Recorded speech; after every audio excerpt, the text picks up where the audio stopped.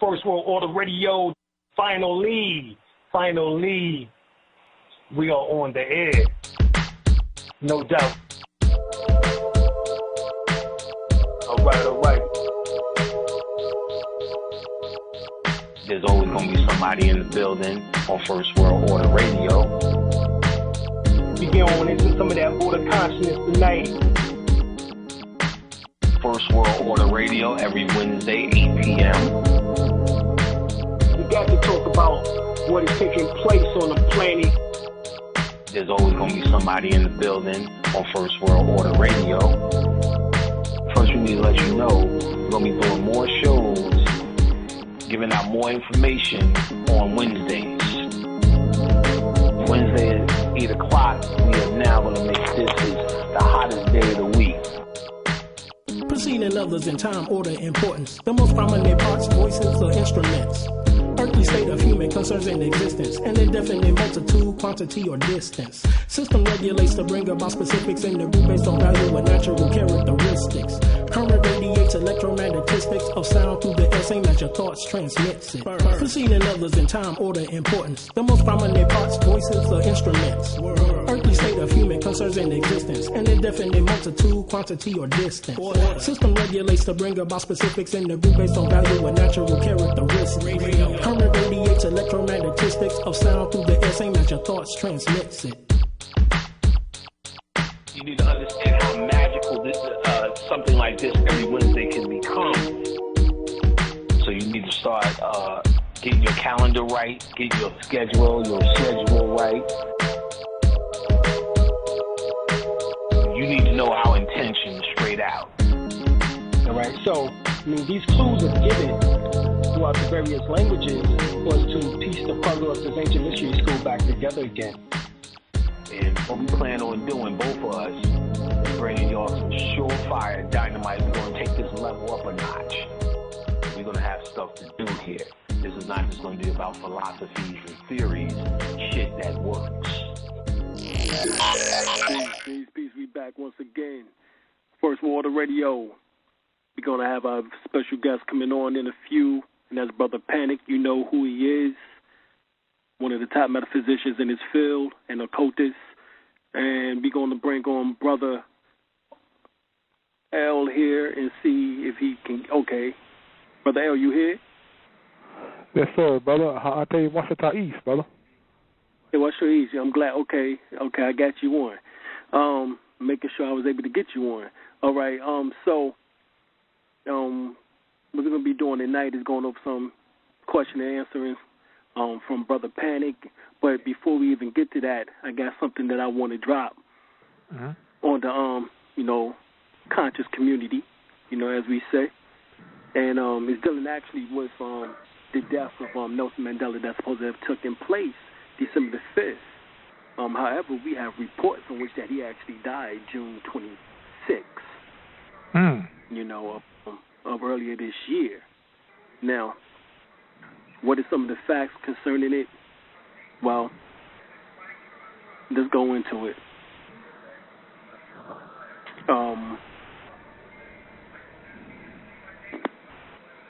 There's an article called "Did Obama Know Date of Mandela's Death?" Was June 26, 2013. Now, I found the article interesting because it gave some connection pieces. Like, for example, President Barack Obama may have already known the real date of Nelson Mandela's death and studiously planned funeral when he made his June 2013 African trip, and was even able to take the photo he would later tweet on the day of Mandela's official announced death while he was still in South Africa. Now, claiming to deter the Mandela family members on visiting the island Mandela during his June 28th through 30th, which is called Whistle Stop through Johannesburg, Obama instead met with South African President Jacob Zuma. Now, Zuma was one of the key figures who kept the news that the doctors had been keeping Mandela alive in a vegetative state, a top world secret. Now, I said among thousands of news outlets only one newspaper made a vigilant attempt to get the true story out and basically keep it there. And that actually was Las Vegas Guardian Express. And it stated that Mandela died on June 26, 2013, and was kept on life support until December 2013, which actually until December 5th, 13. Now, anyone who have read the Las Vegas Guardian Express, from June onward, we know that he did die on June 26, 2013, and the article published and stated that the icon had been declared dead and the family told to shut down the life support system.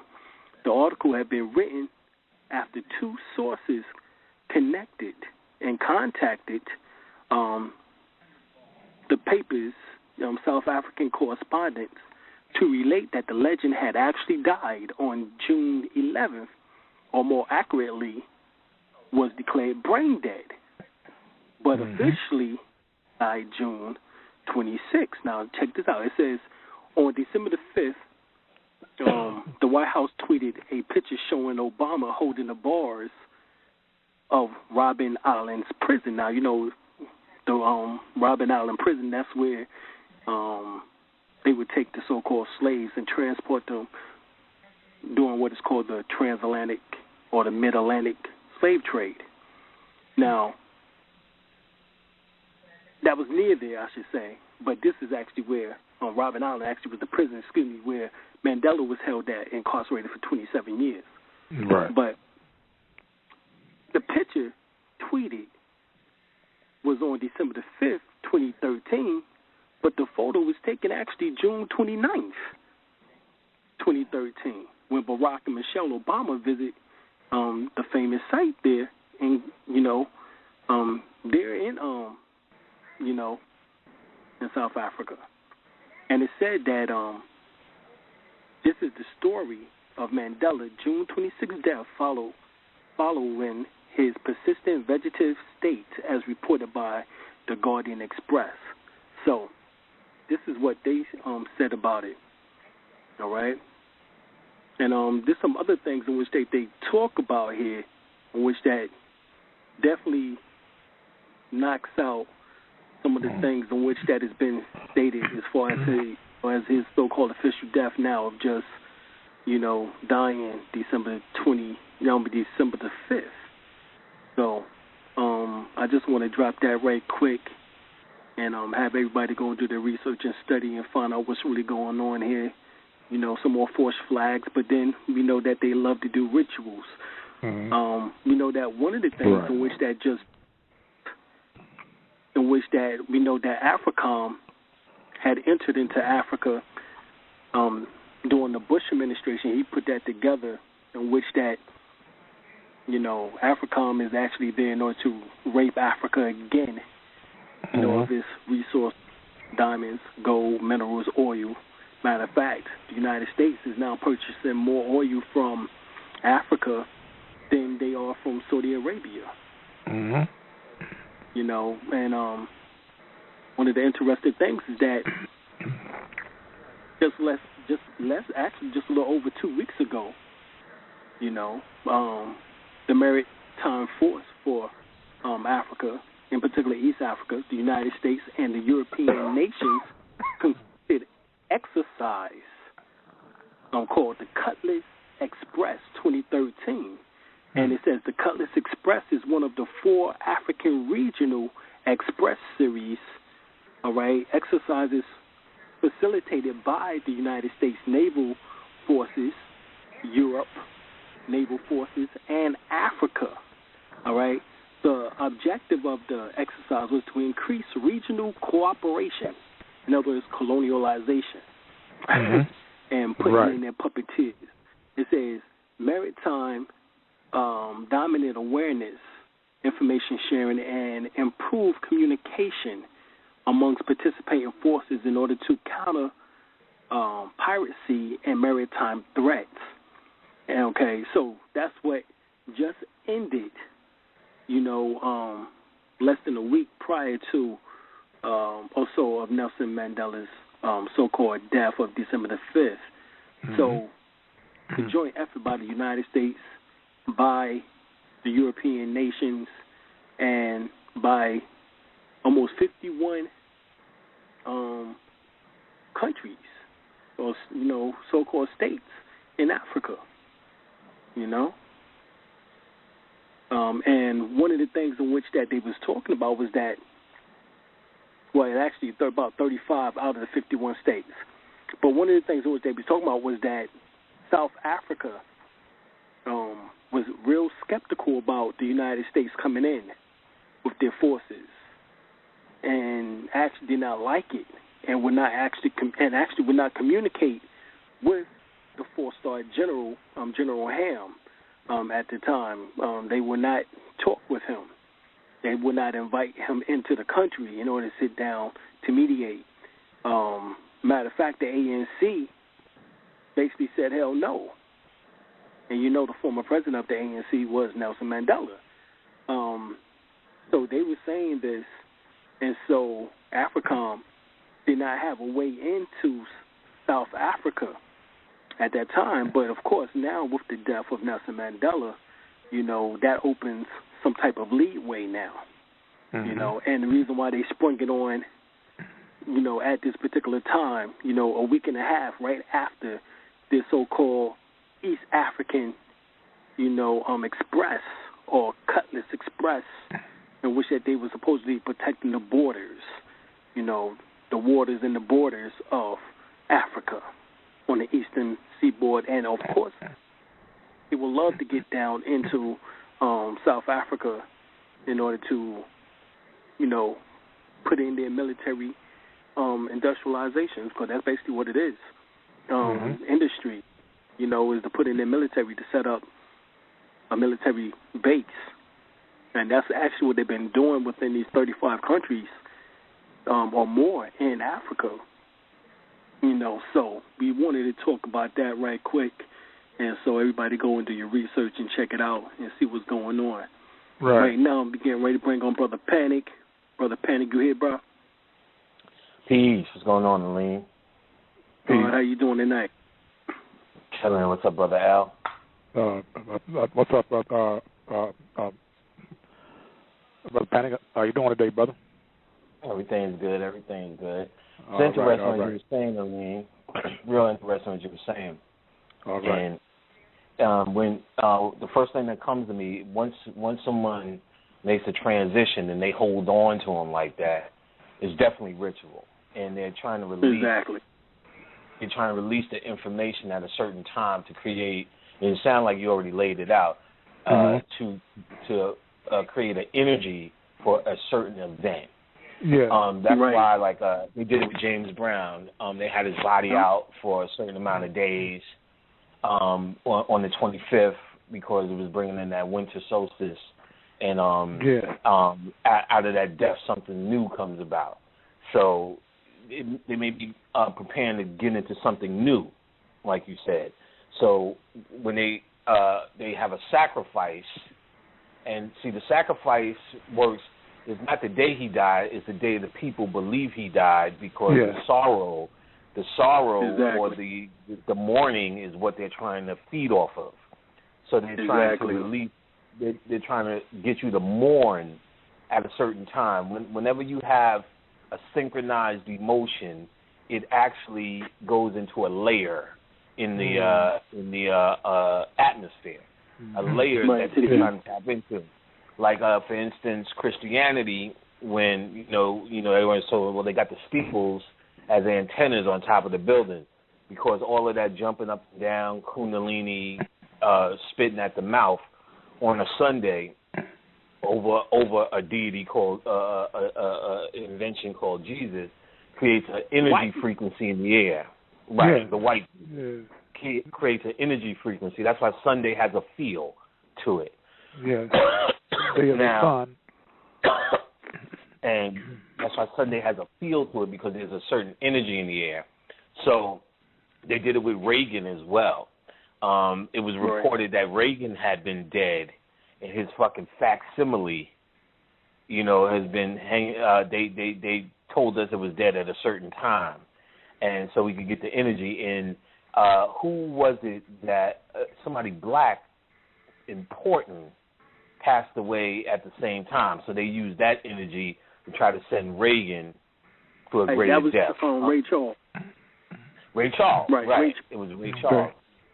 73, and Reagan supposedly died at 95, something like that. Right. And thing that happened with Gerald Ford, too, who died at 95, and then during that same time, the same day, James Brown died at the age of 73. Right. All of that's ritual. And what they're trying to do is take these dead individuals and use that same energy that we're mourning for something that's real. Right. James Brown, Ray Charles, and so on, and they're trying to use that energy to skyrocket their energy someplace else, or use the energy to push an agenda. You know what I mean? Kill thousands of 9/11, then start a war. You know what I mean? It's a sacrifice. Right. My wife was saying that possibly could be Paul Walker. His death in connection with Nelson Mandela. Right. Oh, interesting. That's right. Interesting. Yes. That's right. Very interesting because that's very on point. That's very on point. We need to pay attention to that. Definitely. The Saturnalian Festival too, where the stars sets at, and where the moon sets at, and where the sun sits at. And we have all that correlated with Mandela's death here near the Saturnalian Festival. And all that's coincided with each other. Right, all coincide. And what's interesting is when you look at the Paul Walker crash scene, the fucking tree is some shit you could dig up with your hands. You know what I mean? It should look like an elephant stepped on this car. But if you see the tree, it just don't add up. You know what I'm saying? It just don't add up. So, all that's interesting, and it's definitely ritual. You know what I'm saying? It's definitely ritual. No doubt. People need to remember who these people are. You know what I mean? Because I heard a couple people, he's 90-something, and that ain't got nothing to do with it. You know what I'm saying? They just could wait for him to die, and again, the ritual, they didn't have to kill him, but now that he is dead, they can still use the energy, which is basically telling you. But the funny thing is that he was 95 also. Right. He was 90. Gerald Ford was 95. Ronald Reagan was 95. Allegedly 90.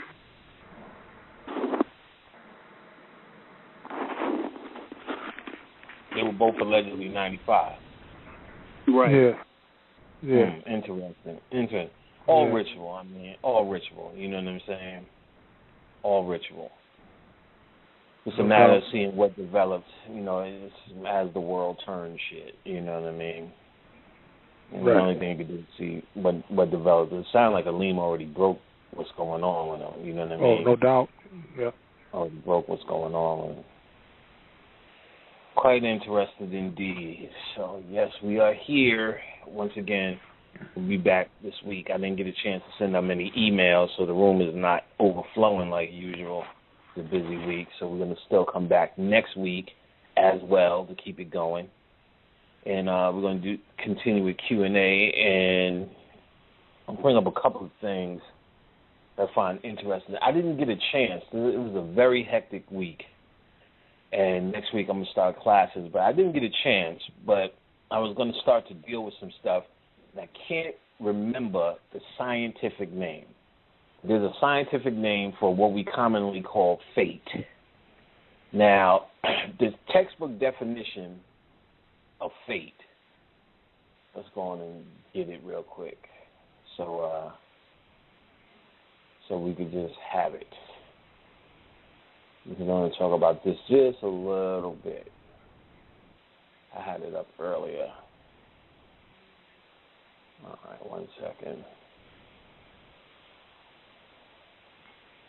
And I'm gonna read it textbook style, so we know.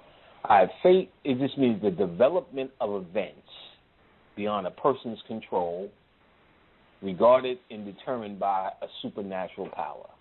So a development of events based upon that's beyond a human control, something that you cannot control, determined by a supernatural power, meaning something that's greater than you.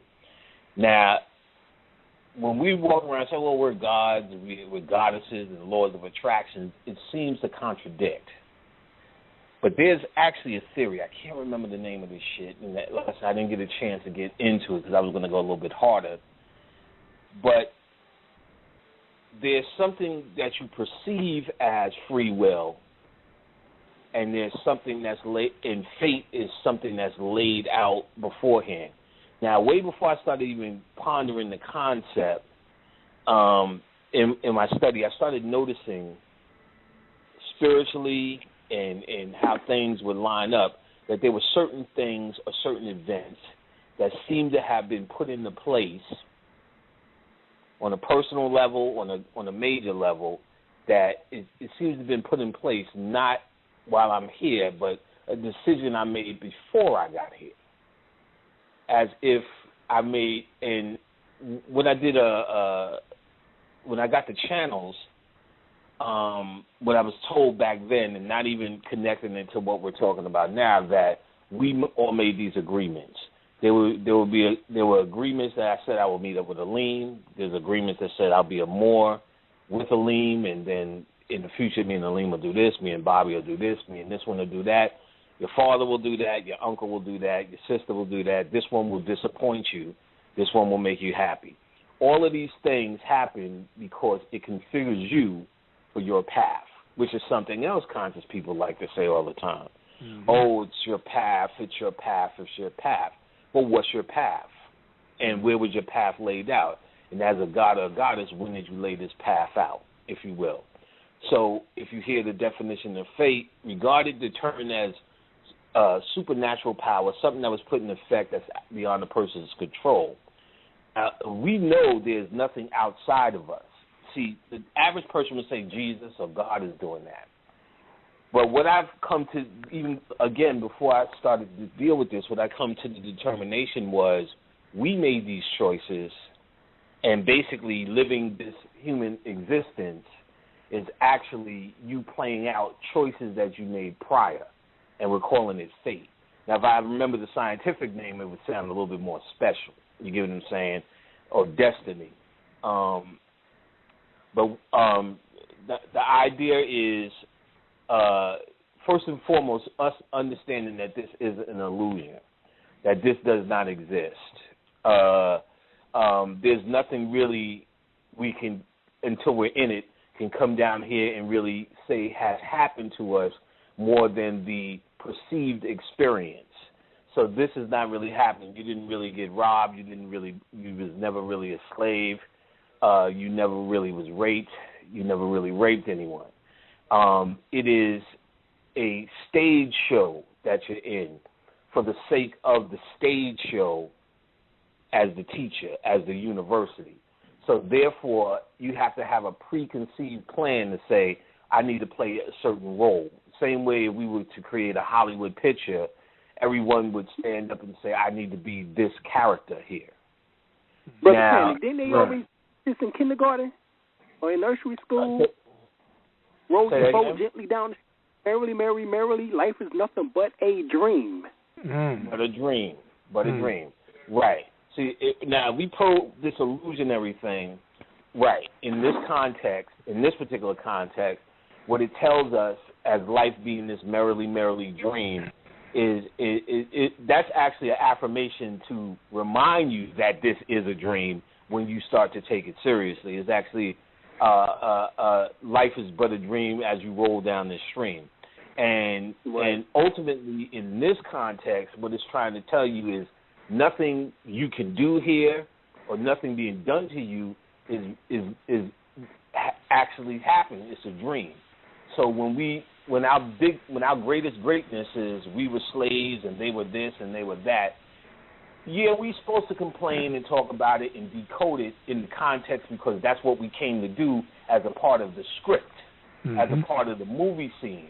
Right. But as you go home and you understand from a metaphysical or occult understanding, really life is but a dream. Nothing really happened. So now there's also something called amor fati or fati, something like that. Right, the love of your faith. Right. Yeah. Right. It's a Latin for basically a mentality to love your faith. So when you hear it is basically wise men who said there are certain things that in the Bible they'll tell you that you get that line, give me the power to change the things I can and the strength to accept the things I can't. That little bullshit.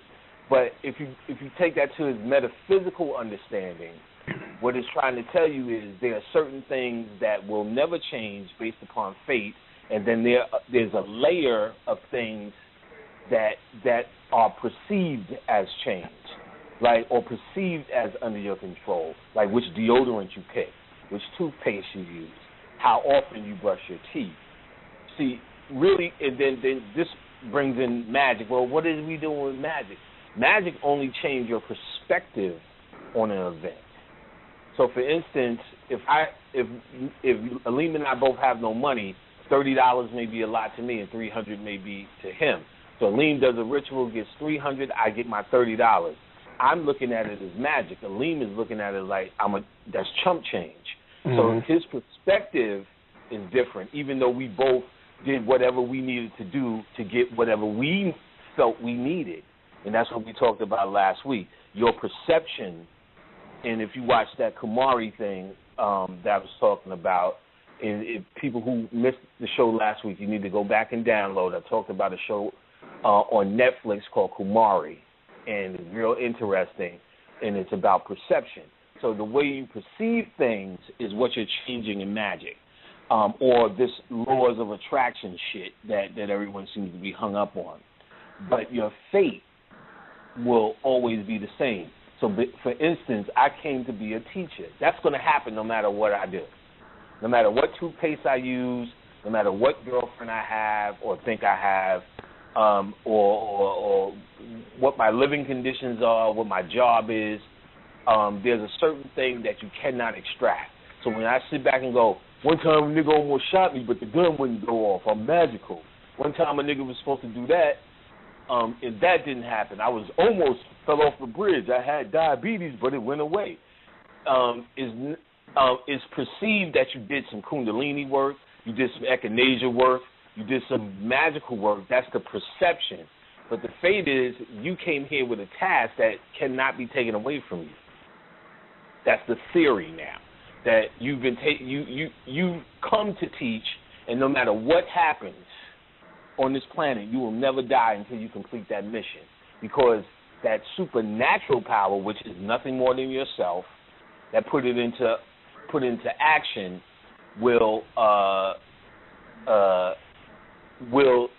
it's working on a higher technology than what you perceive to be your free will.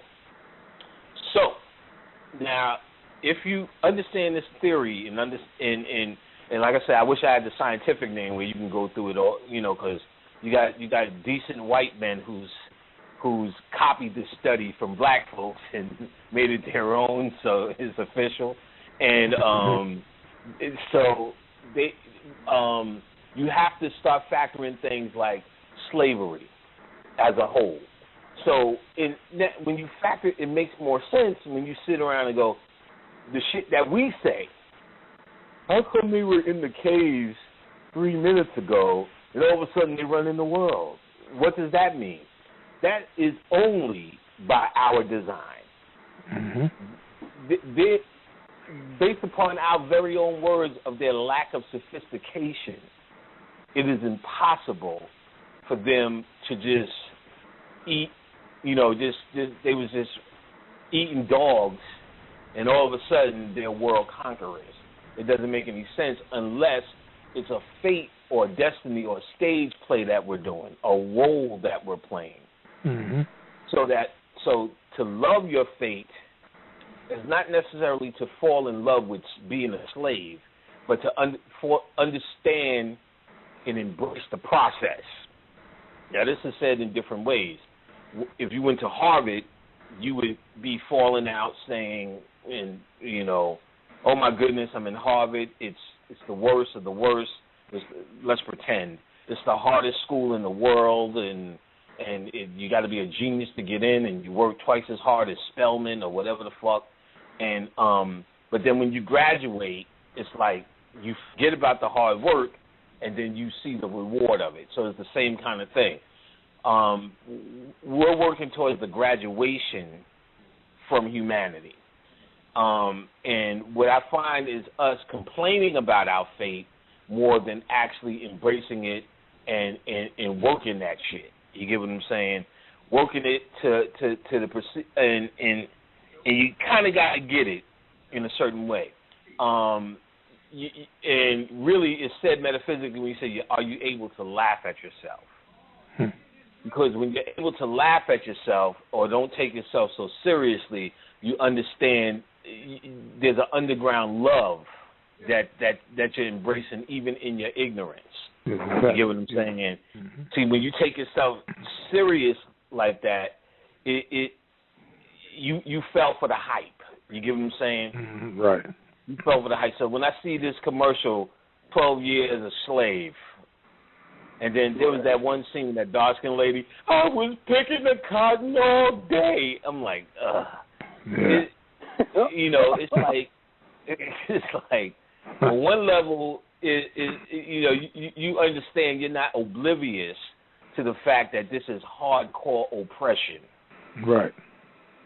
But on a metaphysical and occult level, you have to enjoy the process as well, and that's kind of hard. You get what I'm saying?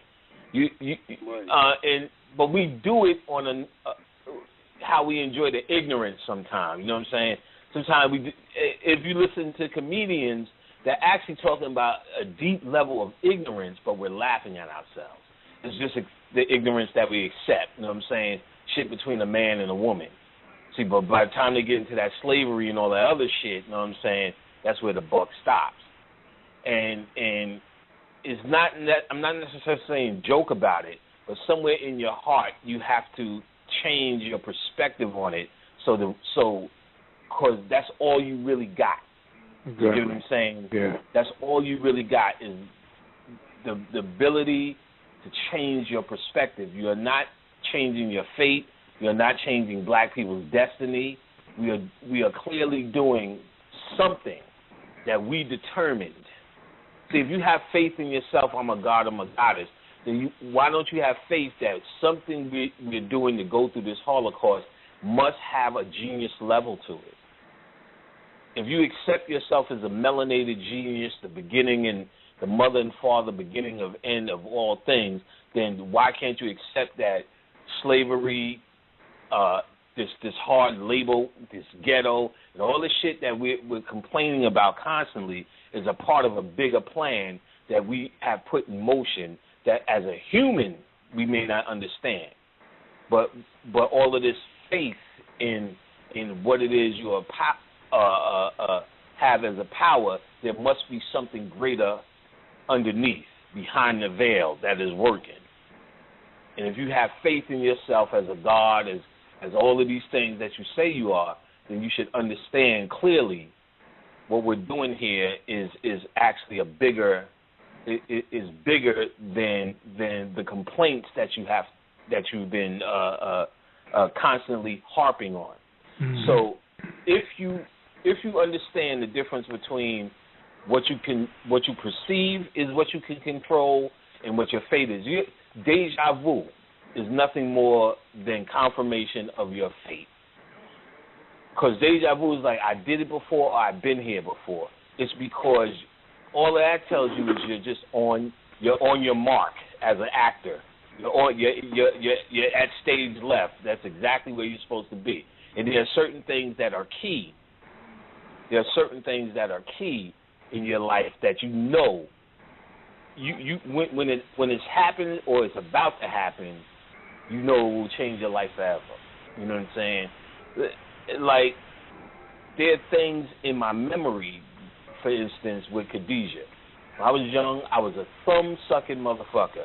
I could get awards for thumb sucking. You know what I'm saying? I was that nigga. But I had this little fetish. I used to always grab my sister's hands because she had these rough kind of hands and rub her hands while I used to suck my thumb to an obscene level. You get what I'm saying? So I said, could you give me my motherfucking hand back? You know what I'm saying? And, that was my shit. Come here for a second. You know what I'm saying? And I've never in my life felt hands that was that comfortable until I met Khadijah. I said, oh, shit, I get it now. And soon I was like, what the fuck? And in Khadijah's hands, she's a massage therapist. And she was like, my shit is kind of rough. I'm like, you don't know. You know what I'm saying? Like, now I get it. So in the template, I'm sitting there going, there's something in my memory, in my DNA that I remember Khadijah to that level. Now, it gets deeper now. With Khadijah, when I was young, I used to go to sleep, and this woman used to get in my bed. And I used to be able to give details on this woman. And I used to tell my mother, there's this lady that gets in my bed and sleeps with me. She's like, that's just called a wet dream. I was like, there's fucking nothing wet. You know what I'm saying? And I used to tell her, I used to describe her to a T. Her eyes look like this. Her lips look like this. So all my entire life, I remember this lady. As soon as I seen Khadijah, that was the lady. I said, oh, that's the motherfucker that used to get in my bed. So I already knew. I think I'm going to move to Atlanta and can't drive. You know what I'm saying? That's got to be some powerful shit. So, okay, we could say all the labels, soulmates and twin flames. That's obvious. Let's get that out the way. But what I'm trying to say is in my genetic memory, there's such a connection between me and Khadijah, such a destiny of being together. That's what fate is. So it makes me understand, like, no matter what I did, no matter where I went, I would be with that woman. No matter what I did, no matter what happens. You get what I'm saying? So now if we were just looking at my perception, I tried this girl and that girl wasn't this, and I could say, and I tried with that girl and I was with that girl for 5 years. It sounds like I'm going through a relationship, so I found the one. That's how we perceive it. But if we understand, like I understand metaphysically in the occult, it was just waiting to happen. It was just a matter of time before we was reunited. You get what I'm saying? Mm-hmm. A matter of time. And like I said, it explained a lot. Like I mean, for years, I'm like, why the fuck do I like her hands? I can't stand my sister. To this day, I can't stand her. Not her hands though. Them shits is fucking pristine. And I could never figure this shit out. I was like, where does that come from? Like it, it's some shit that's like, where the fuck does that come from? And like I said, as soon as I felt Khadijah's hands, it all made sense. Mm-hmm. So there are things that you cannot divorce yourself from. You get what I'm saying? It looks as if I had a lot of girlfriends or went through some girlfriends or it didn't work out, so that's why we're with that. And I just happened to meet her and all of that kind of shit. Nah, it was going to happen. There are certain key things in your life that's going to happen because without her, I wouldn't be able to make it to Atlanta. And then there's a whole new destiny in Atlanta. You get what I'm saying? So in other words, my fate is going to get me in Atlanta. It's just a matter of how you get there. Mm-hmm. So you may get there kicking and screaming, or you may get here in a golden chariot, but you're going to get to certain key locations in your life. And that's based upon fate. So in embracing your fate. So I think it's just something for us to think about when we're complaining about shit that, first of all, we have no control of. I cannot begin to tell you how much shit. I always end the conversation when niggas try to get deep on me. Yeah, we need to do this. Then I said, well, what are you going to do about it? And then no one's never even thought about that shit. Mm-hmm. They're spraying chemtrails. Well, what the fuck are you going to do about it? We just know now. Yeah, okay, you know what I'm saying? You know, I get it because this is about knowing. But like I said, knowing and complaining are two different things. You get what I'm saying? Knowing, decoding, and complaining. Yeah, I'm all for spreading the tricks and pulling the veil back. But, you know, if every day I'm sitting around going, they giving us vaccinations, like, I'm not getting, yeah, we know they're giving us vaccinations. Know that, right. I'm not getting anyway. So you need to embrace that they're doing it. But see, and I've said this, and people never thought about it either way. If they got 10 things that they're doing that we complain about, and then you're always coming with number 11, the mere fact that they have number 11 means 10 things didn't work. That means the shit is not working. You deal with shit that works.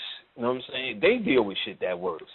So if they have something that works, it'll be one fucking thing they're doing. You know what I'm saying? Mm-hmm. One thing. The most effective one thing they're doing is Jesus Christ. And that shit is wearing off. You know what I'm saying? Yes, exactly. That shit is wearing off. So all of that to say, you know, we need to embrace the faith. You know what I mean? Understand and have faith in the fact that there is a higher power working, and we are that higher power that put it in the work. We made this agreement to do this work. Now, there's a lot of theories on why we did it as well. You know what I mean? It's a study thing. Once we do it, we never have to do it again. You know, the whole object is to probe and do every single thing in the universe, and there's even stories that this is one of the most wretched realities to deal with, and actually we're doing it because we're actually the older ones who have the ability to actually go through it and come out of it. So I mean, there's a lot that even goes on with that concept of why we're doing it. But we need to understand before we even get down to the whys that it's us that made this choice. You know what I mean? Otherwise, I mean, did you ever really think of the alternative? That because if we didn't make this choice and everything starts spiritually, that means there's white spirits somewhere in the universe that has the power to oppress you. We know that these motherfuckers were created in a cave under our DNA. I mean, Elijah Muhammad has thoroughly taught that. And they co-signed with it with the Island of Dr. Moreau. There's a movie called The Island that's encoded. You can watch right now. That's new. Frankenstein is the story of their creation. And so they have nothing in the universe that can oppress you to the point of where you're this slave and they still need to kill you so they can fucking have a good death. We need to read between the lines, see exactly where they are, and stop empowering them with our mind, embrace our fate, and understand from our perspective what the fuck. We need to deal with this from our perspective. We're dealing too much from their perspective. So it's something to ponder. I wish I would have had the scientific name. I'll see if I can come up with it. I'm just so damn busy. So I guess we'll get to the Q&A. And first, let me get all the infomercial out the way. I'm going to start making calls this week, or the end of this week, to set up class appointments. So now is the time to get in for the next class cycle. If you don't know about this by now, which you should, I offer basic magic classes. It's a 4-week course, very reasonable price. I've been doing it for a while now. This is the 10th cycle coming up.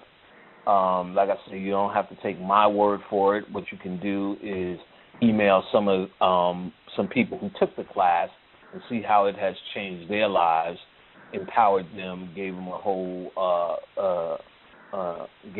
new outlook on how to change their perspective and control their environment as best they could. Like I said, we're going to start soon, so now's the time to get in. And as always, I have my herb packs. If you haven't heard about the herb packs, I don't know what planet you've been on, but right. These are all natural herbs that open up the pineal. It's medicine for your third eye. So those of you having problems sleeping, meditating, focus in your meditation, and there's at least 10 other things that people have said, 10 to 20 other things people have said smoking the herb pack has done for them. In terms of their spirituality, this is something is still very cheap after all this time, something you need to get your hands on. And if you're scared to smoke it, you have the option of using it as a tea. There's different types of herb packs. There's things for love, for vision, for dreaming, for hexing, so on and so forth. What you need to do is email me at panicpack@hotmail.com to get a list of all the stuff I sell. There's also meditation CDs, spiritual baths, all sorts of knickknacks and things that I've sold over the years that has come through as breakthroughs through lectures. So you need to get a list if you haven't got a list, or get another herb pack if because I know you're getting low. So I also talk about a good friend of mine, Jerry Miller. Jerry Miller, what he works with is orgone, and orgone is a very powerful substance that you need in your house. It does everything. You put it in front of your microwave, in your tub, just around your person. It helps with negative ions, which is basically all the computers and microwaves and TVs and all that stuff that's frying you with positive ions. So negative ions are what rebuild you. Negative ions are found in nature. So that feeling you get when you're on a picnic or on a mountain or at the beach or in the forest, that feeling of nature and calm are actually negative ions at work.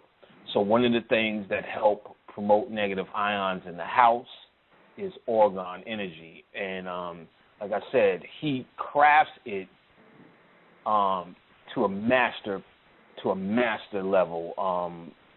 Pyramids, any sorts of charms, and I believe if you have a certain charm, he'll be able to take care of it, add the orgone to it, and there's this hard substance that makes the shape. You know, he's able to put a thing in the thing to make the thing for you.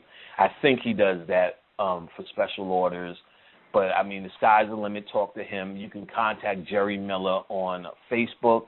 And if you don't have Facebook or can't get him on Facebook, just shoot me an email, and I'll forward you his info.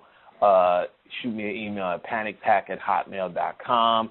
And, of course, there's dralimlbay.com, where you can get a shitload of things. One of the best things, I believe, you can get a whole bunch of stuff on Alim's site. But one of the best things I like is because what people always ask me for are chakra stones, and a good stone package of crystals for the chakras. So I know he has that, plus candles and a whole bunch of other shit. So you need to go check his site, you know what I'm saying? Because remember, all of this stuff keeps us afloat.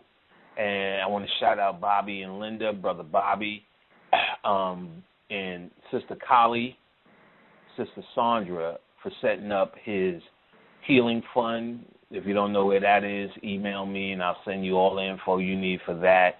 If you missed Bobby's update, I'll send you the link, which is on my YouTube Occult Lectures on YouTube, where you can hear from Bobby himself. So he'll give you an update of what's going on, and that's already up to like 11,000 hits of people who already listened to what Bobby got to say. So much love to Bobby, and he still needs your help, and you guys have been coming through like champs for him. So I'm real happy to see that.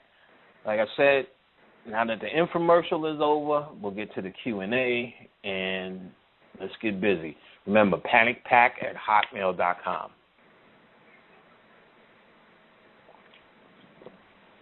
I guess we'll get to the Q&A. Yes, we have area code 601. 601, you on the line. Hello? Yo. Peace, brother. What's going on with it after? How y'all doing, man? All right, Brian.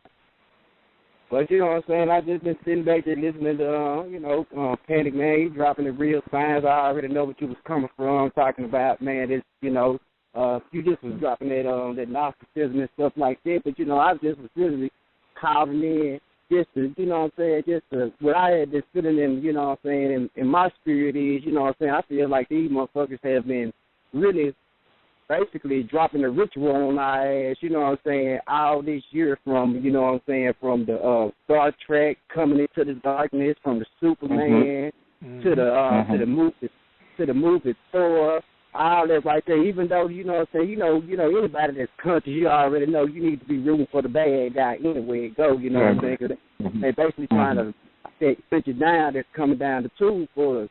And I just wanted to put out there to the community and to the people out there, I think they about to try to drop the bomb on us with this one right here. That's 47 ruling with they done brought their Jesus back out, Keanu Reeves, the guy that was up in the Matrix and all that right there. I just wanted to see, could this subconsciously be messing with what we got coming down the tube for us? Because basically, what I feel in my spirit is that this shit done went totally mental, and not physical and stuff like that. And I think that they're trying to tap to, because we all is one mind. Ain't no difference between me and you, but just our mind playing tricks on us. I'm you, me, and all that right there. Are they trying to trick the subconscious mind to make this think that this change that's coming down the tube for us, to make us think that it's bad by tapping into the hive mind and tricking us because, all the meteorites that's falling from out the sky, and there's nothing that's going on at above that ain't really going on inside of us. And what I'm looking at it is a graduation, you know what I'm saying? Because like you just said, though, this just like a prison planet, you know what I'm saying? Everything is everything. Exactly. You know what I'm saying? There's nothing new done up under the sun. And I'm telling my brother, we're meeting on the net, so I'm like, it's time to get the fuck from up under the sun. You know what I'm saying? Yeah. So, you know what I'm saying? So, with me also knowing that death ain't really death. Death is nothing but a transformation or graduation of going into something else and stuff like that. And what I feel in my spirit is that this planet here, the planet is going from something from a physical to a totally a spiritual entity, and where, this planet ain't going to even be the same anymore. But what I'm feeling is in my spirit that I need to be doing my thing, you know what I'm saying? Because what I'm looking at is I need to be doing my thing to help this thing come on and happen. Because I'm not scared of, what they trying to stop. Because just like the elves, and I don't know if y'all checked the movie Thor out or whatnot, you know what I'm saying? They were talking to me. They just really came on, really talking about the dark matter and the dark elves and stuff like that. And we already know, you know what I'm saying, the El, that's an ancient word for the God, which really El, ain't number Elohim and stuff like that right there, how this universe and stuff was made from a stolen seed that Yaldabaoth had stole and came down and made this whole holographic universe. And, you know what I'm saying, and for me, I'm just like, man, shit, I think that they're really going to war with us subconsciously. And, you know what I'm saying, I think you plan on breathing anytime soon?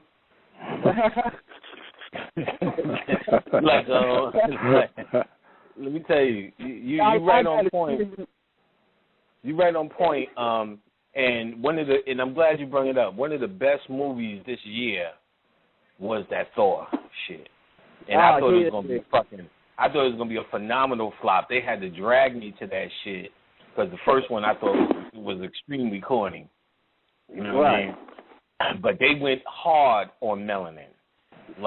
They went hard on the ancient melanin, you know what I'm saying? And actually, I'm going to watch it again, and maybe I'll talk about it, where I could see where I remember it or whatever, where I could go through some details. But they was dropping in on that thought.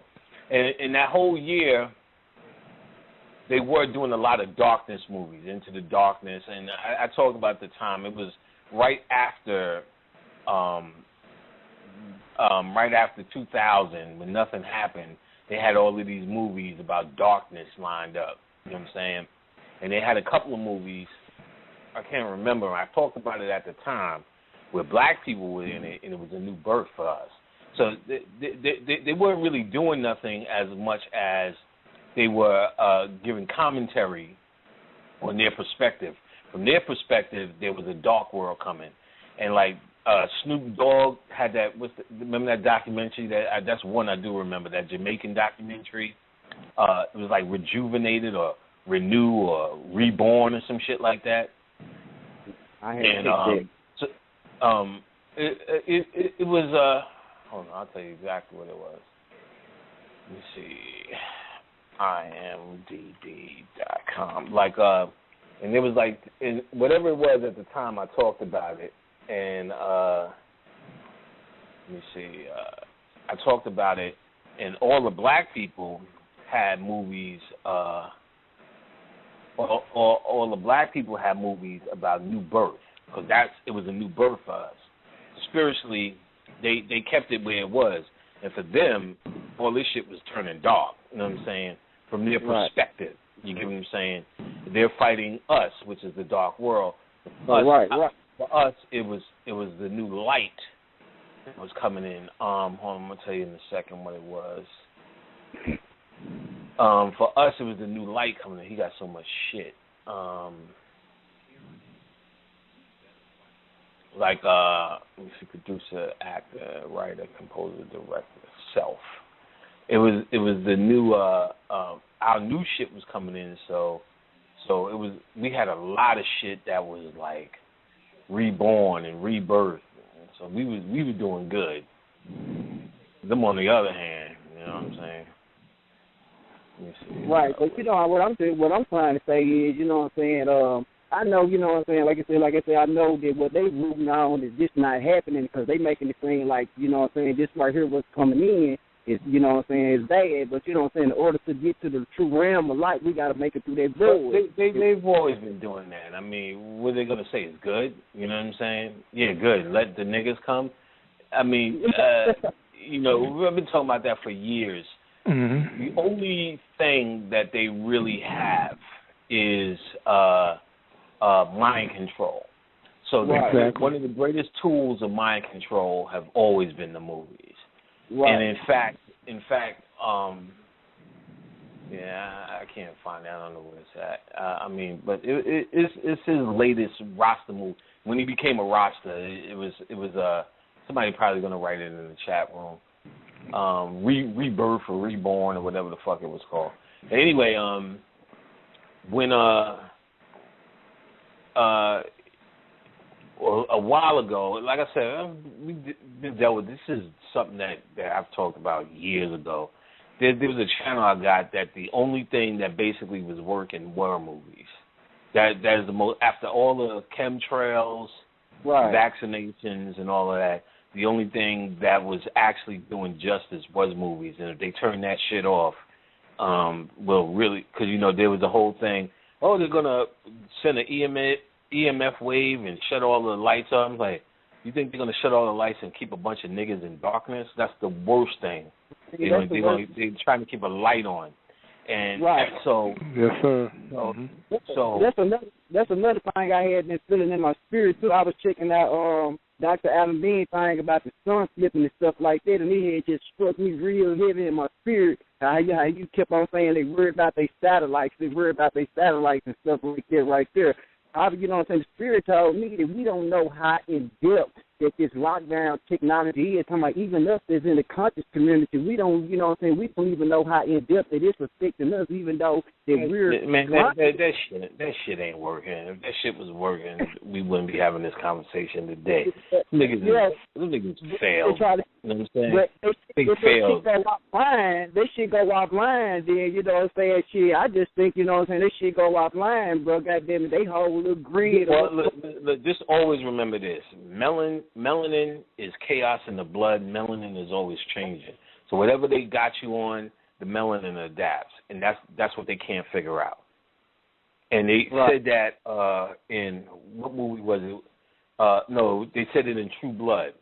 In the last True Blood, he was trying to get the fairy blood, and each time we would take out the fairy blood, he said the shit becomes dormant when we take it out the body. So they've been trying to get melanin out the body to figure out the science since it began. That's what all of these movies are fucking about. A dark substance has returned. darkening. They've been trying to figure out melanin forever. It'll never happen because it's a substance from an older, more ancient world. And when in the properties, they have no scientific way of isolating it down here once it's outside the body. So that's why they need you to do the work for them. And you have. That's why you're making rap music for them, fucking country blues and all doorknobs and fucking street signs for them and all sorts of shit because they need you to function. So all you have is a bunch of mind control over masses, which is failing because there are more people who are becoming conscious. What we need not to do is worry about the whole masses of people. Deal with the consciousness. You get what I'm saying? Because, and Bobby Hemmett pointed this out, what white people understand is, see, white people don't spend a whole bunch of time trying to make everybody white succeed. They understand that it only takes 1% of them to rule this world. Mm-hmm. So the conscious need to worry about the motherfucking conscious. Right. The dead people will do what people who run the world say. So you shouldn't waste no time worrying about if satellites got them on lockdown. It's supposed to. That's their fate. That's their destiny. That's their role down here. Your role is not to be fucking involved in that bullshit. That's the perception. That's the part that you choosing to indulge in. You need to indulge in your consciousness. Of course they're going to try to do that in movies. What the fuck would you do if you were them? It seems like they running scared because they done dropped so many of these. It seems like they done dropped so many of these movies and they ain't even goddamn it trying to hide. They ain't dropping shit. They just copying your story. You gotta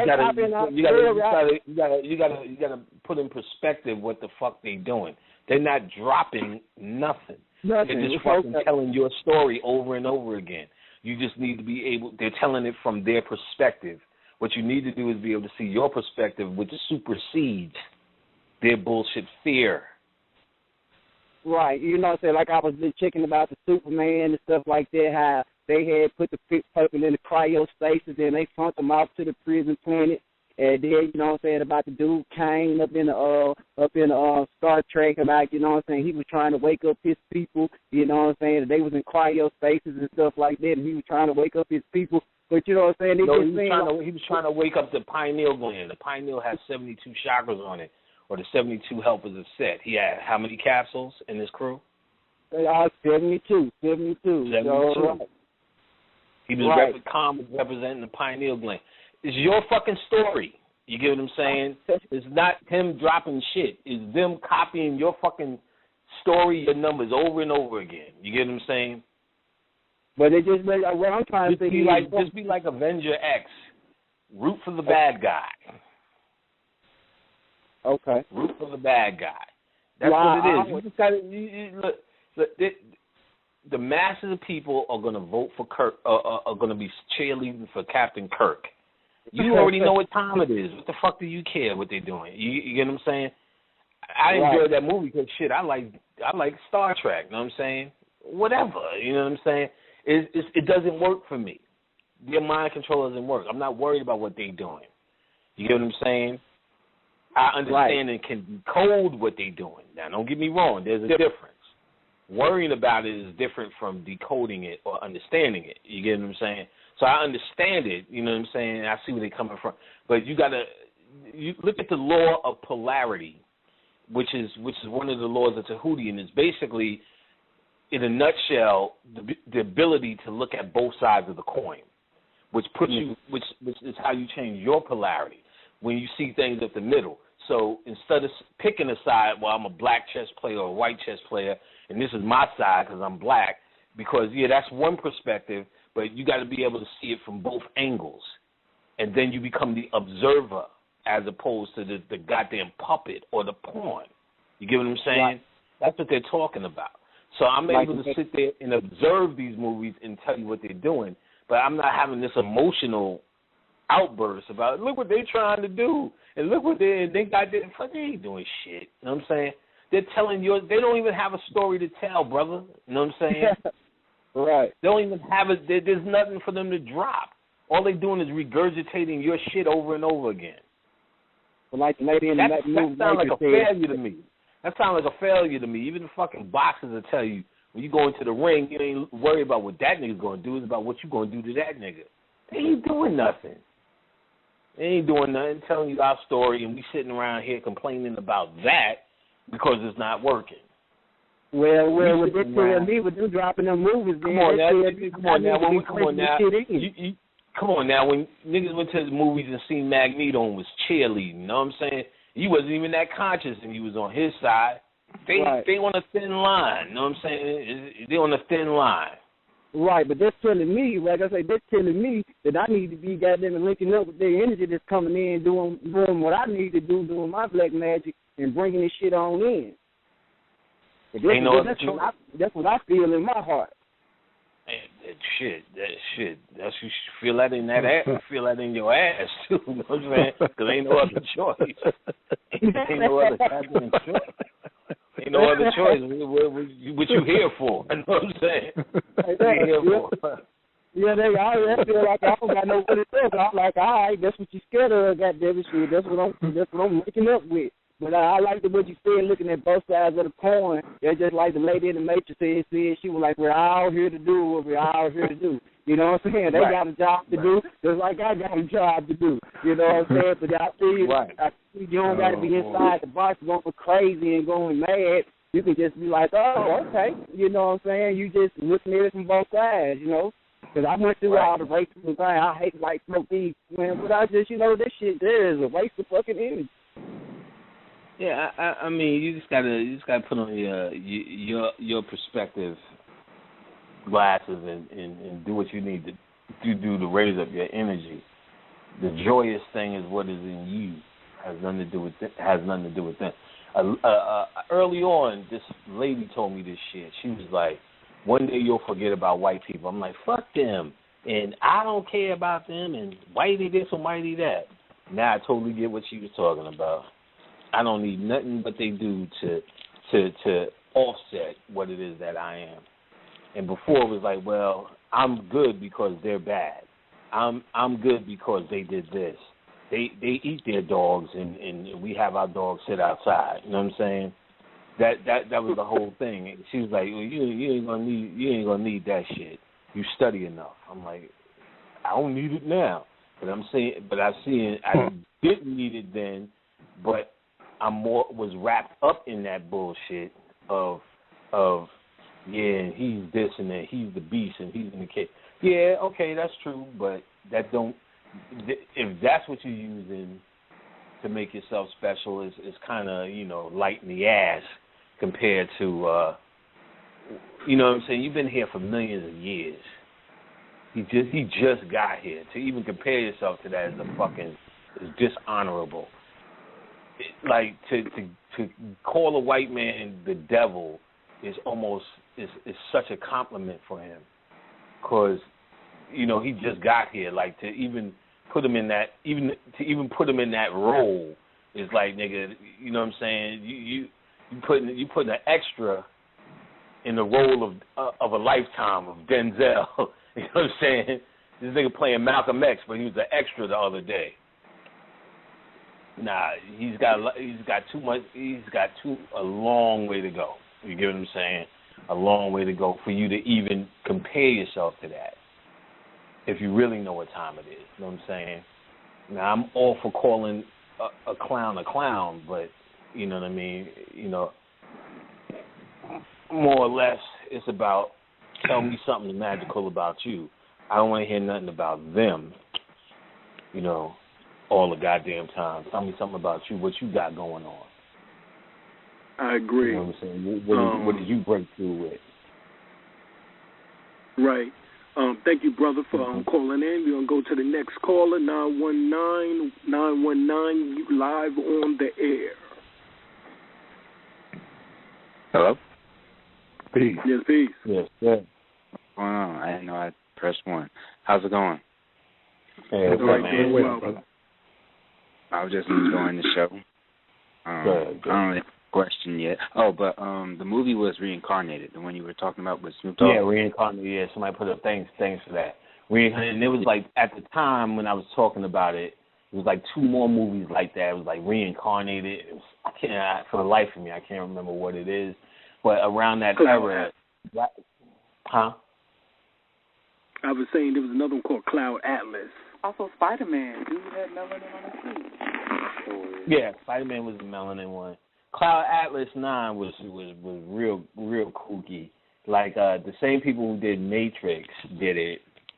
And I'm glad you brought that up. It was about fate and past lives and purpose.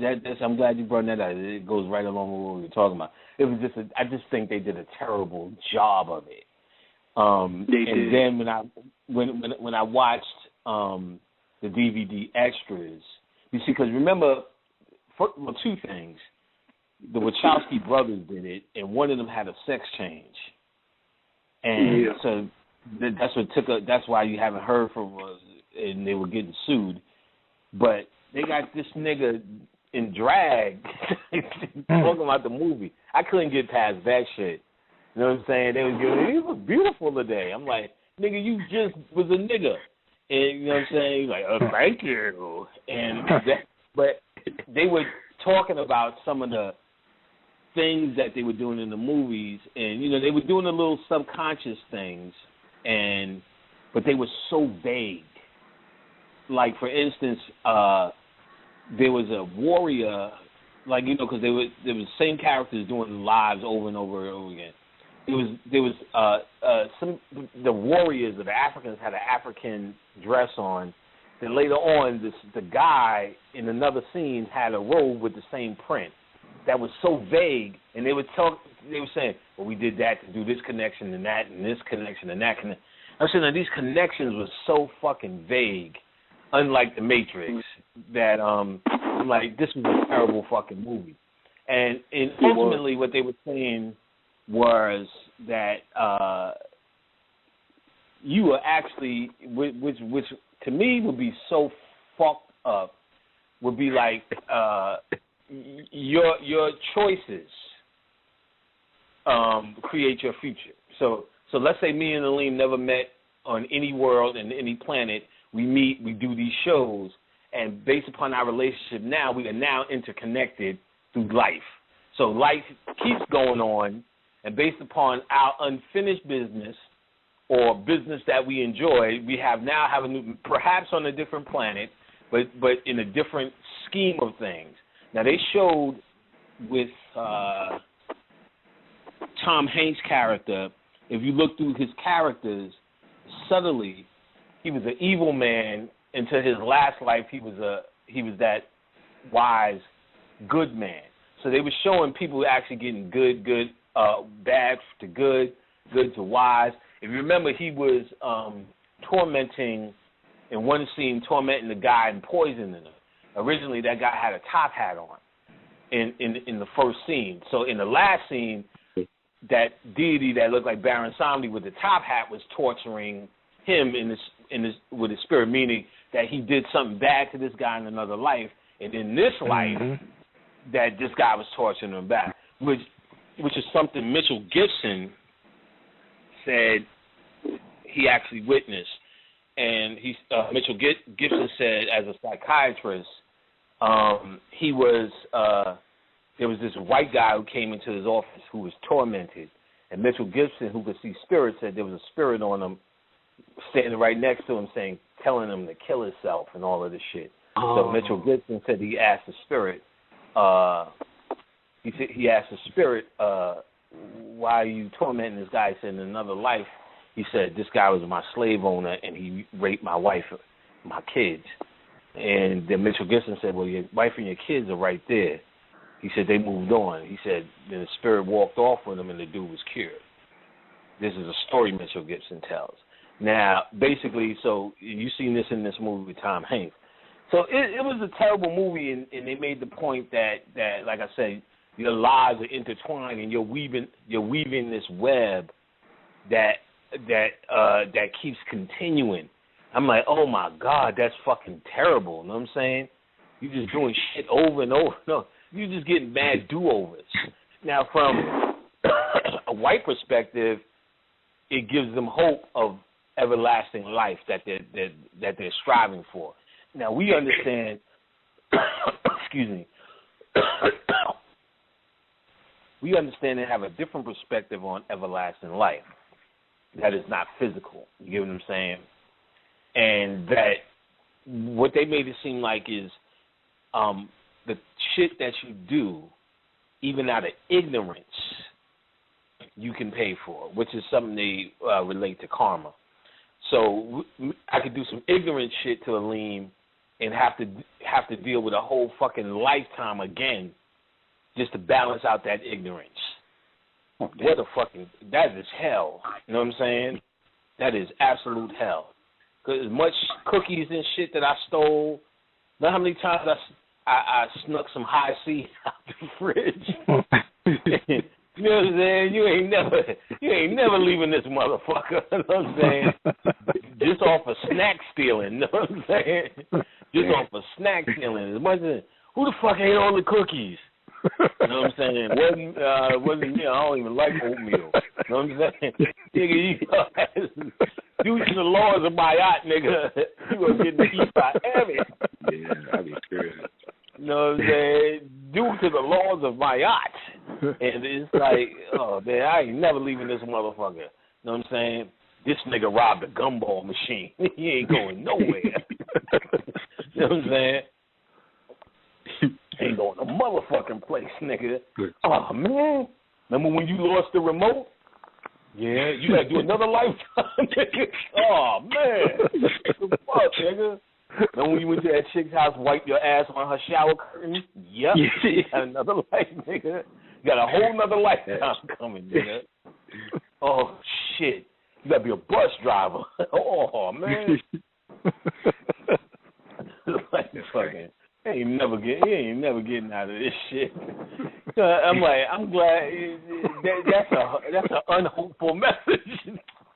How Alice 9 was a fucking downer, man. That was a fucking downer. You know what I'm saying? I was looking at that shit going, oh my God, this shit is happening for real. This is a fucking downer. You know what I'm saying? And fucking DJ Full Moon, this nigga got a tape of him electrocuting himself, yo.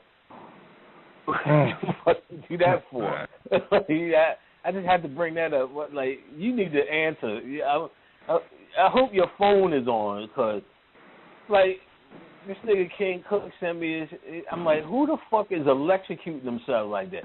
He said, yeah, that's DJ Full Moon. This nigga just said, it just fell out. What the fuck you say that for? like, what the fuck did you do that for, yo? You know what I'm saying? By the laws of my eye, you got to do it for a lifetime. By the laws of my eye, you ain't getting out. You know what I'm saying? Your heart is heavy with that shit. You know what I'm saying? I said, you got to see this video. This nigga just electrocuted himself. I'm like, where were you going with this? Like that's your high blood pressure? You did that for high blood pressure? Oh, nigga, you need to get on the phone, nigga. You need to get on the phone. You shouldn't have did that shit at all, you know. Who's your doctor, man? Who's your doctor? Kevorkian? Yo, just electrocute yourself. This shit'll go down. This nigga just sat in a chair and just said, just fell out. I said, you thought it was just a regular insurance. I said, no, that's DJ Full Moon. I said, what? You know what I'm saying? Yeah, he wants some shit, man. By the laws of my yacht, though, he ain't making it on that one. By the laws of my yacht. I guess this next caller, I guess. By the laws of my yacht. Yeah, cool. I guess we go to the next caller, I guess. We're going to caller 425. You on the line. Yeah, hello. Peace. Yeah, peace. Yeah, I just wanted to say, sometimes you just got to be reminded, man, of, I guess you call it the past, because I know for one thing, I probably got sidetracked for a little bit, not necessarily worrying about white folks because you already know the deal, but just realizing that, you know, this is just a dream. You know, we already know the real deal. You know, we created everything, and they basically stealing everything from us. One of the questions I had was about this new movie. They come out with The Hobbit, right?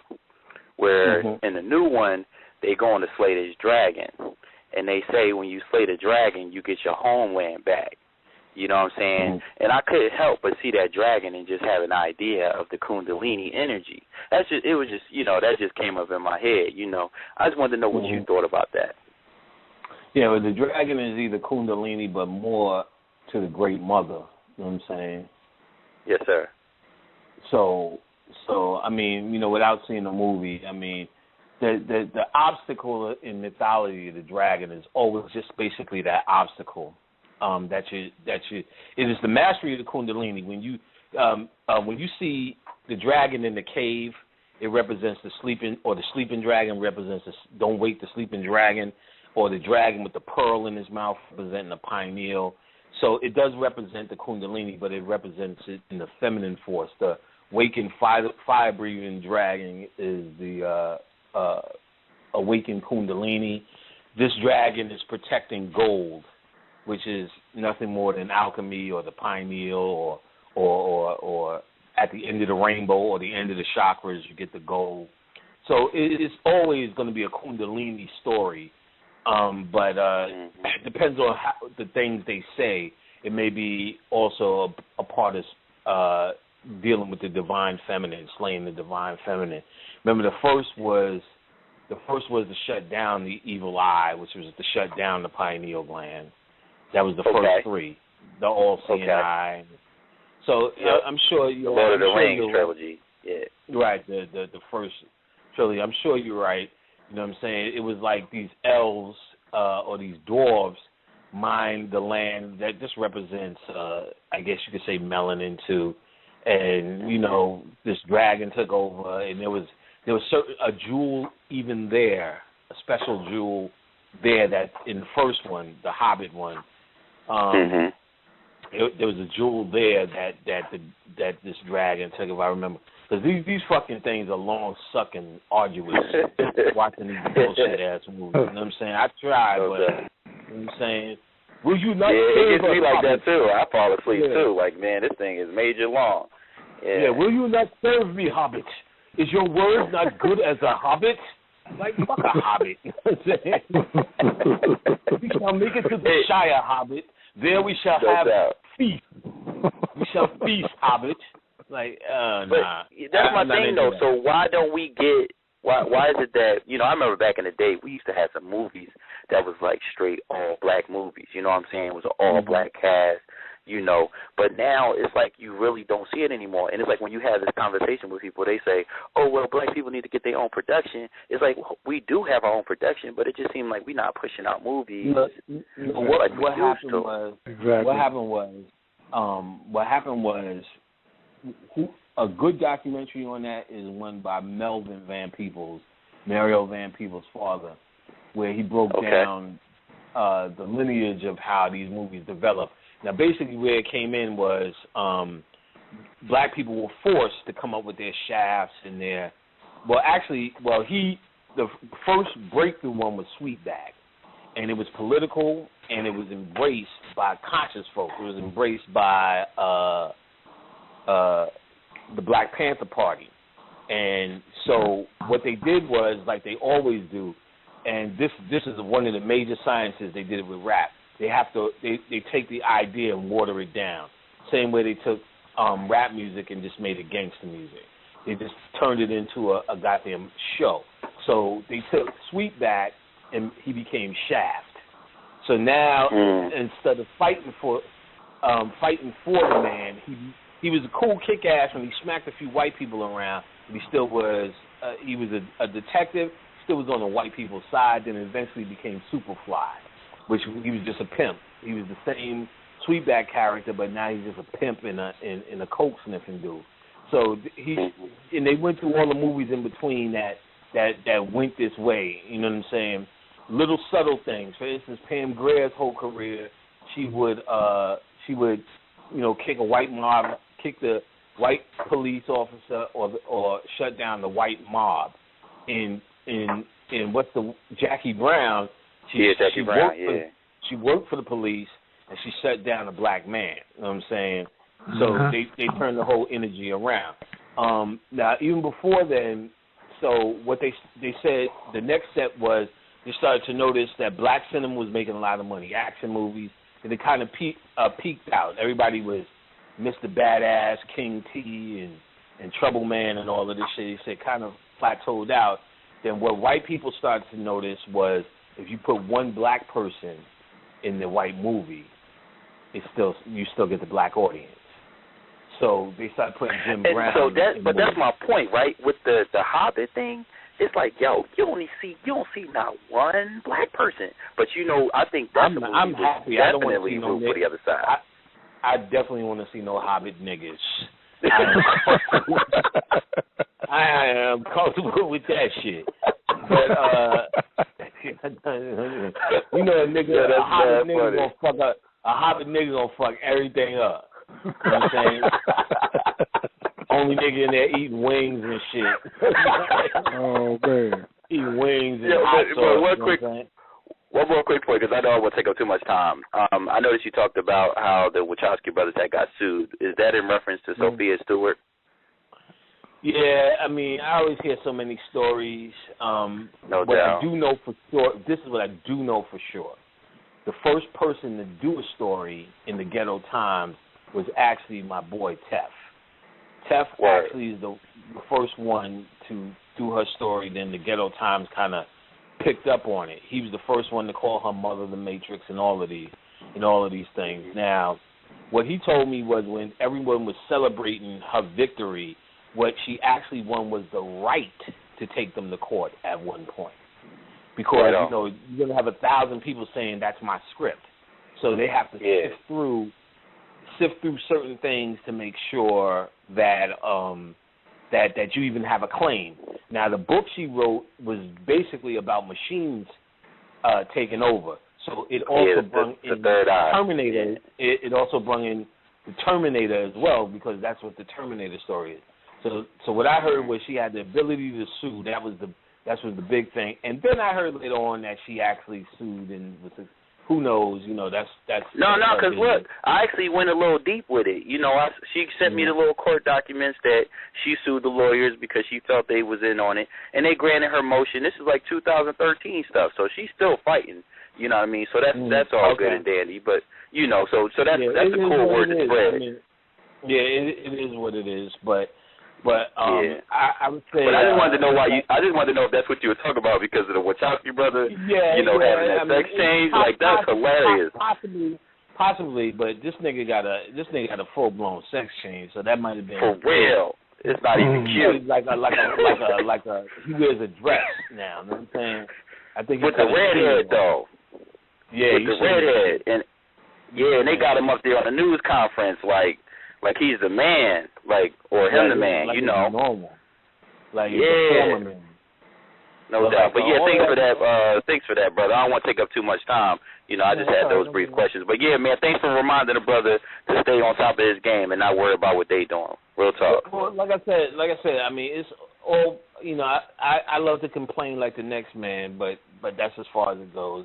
We decode it, but we're not going to buy into that. You know what I'm saying? As something that's serious. You know what I'm saying? As something that's serious. So I mean, and it's easy to it's a disgusting thing, so it's easy to fall into look at this white motherfucker. You ever see a dirty white kid at the goddamn Walmart? You know what I'm saying? You want to drown his ass. You want to drown his ass. So I know how Hey, well, I just thought about this. Have you seen that movie Upside Down? Yeah.